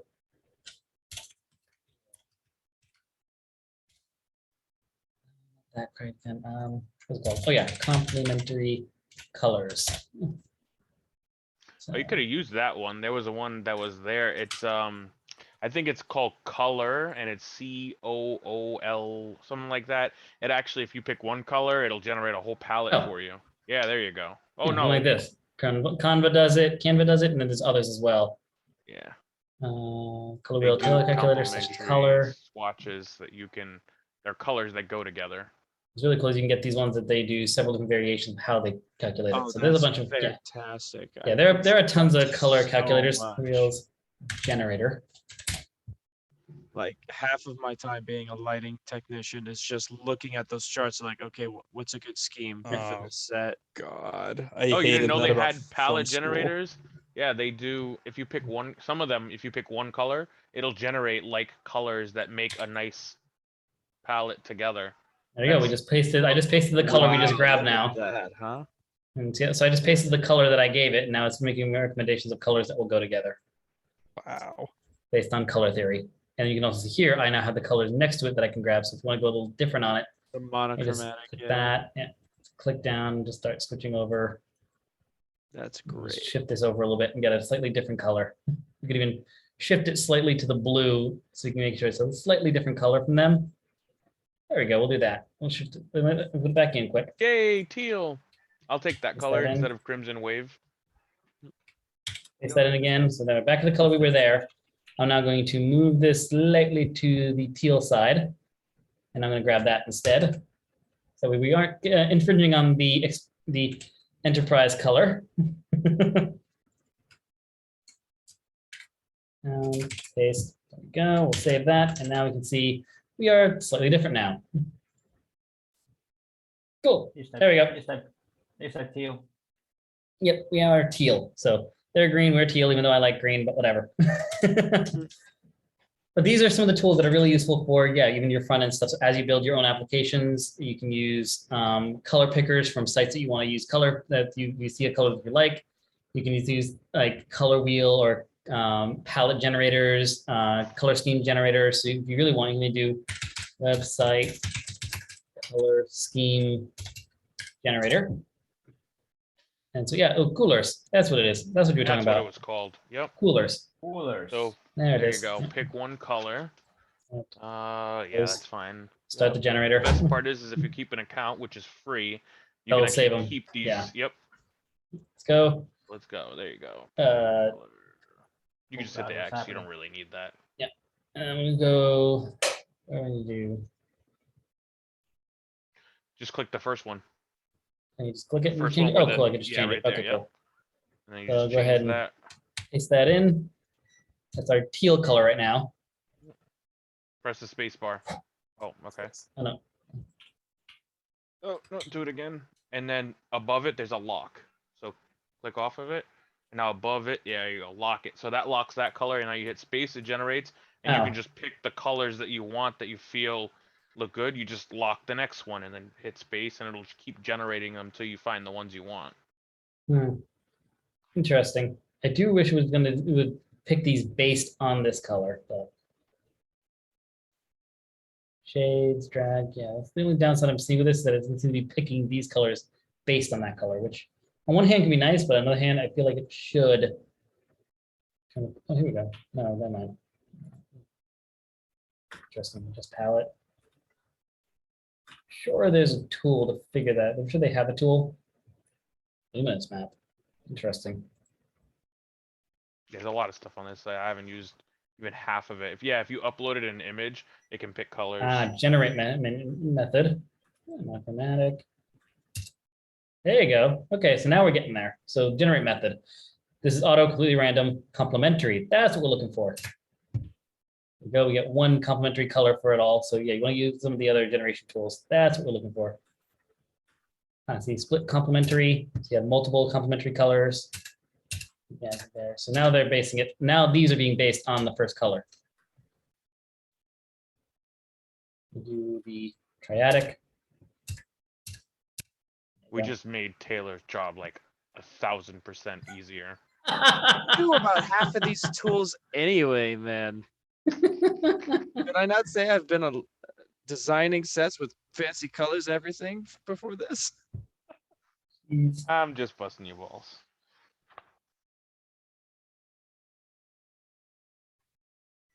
Oh, I'm moving them around. That's what I'm doing. Okay. Interesting. Oh, and then they actually, this actually even shows you the color there. Interesting. So you can actually visualize it. Anyway, yeah, there's a bunch of things you can do. And a lot of these even allow you to upload an image and get a sampling based on it. So you can upload an image and get a color scheme based on an image. So really cool stuff. A lot of tools for the things. Main thing is just learning what the tools that exist. So that's it for today. I think we did enough. We have our home screen with coloring and stuff. We've talked about styling. We've created a couple components. For Monday, let me go ahead and stop sharing now. The goal for Monday is we'll add the nav bar and we'll then start building out the sign-in system.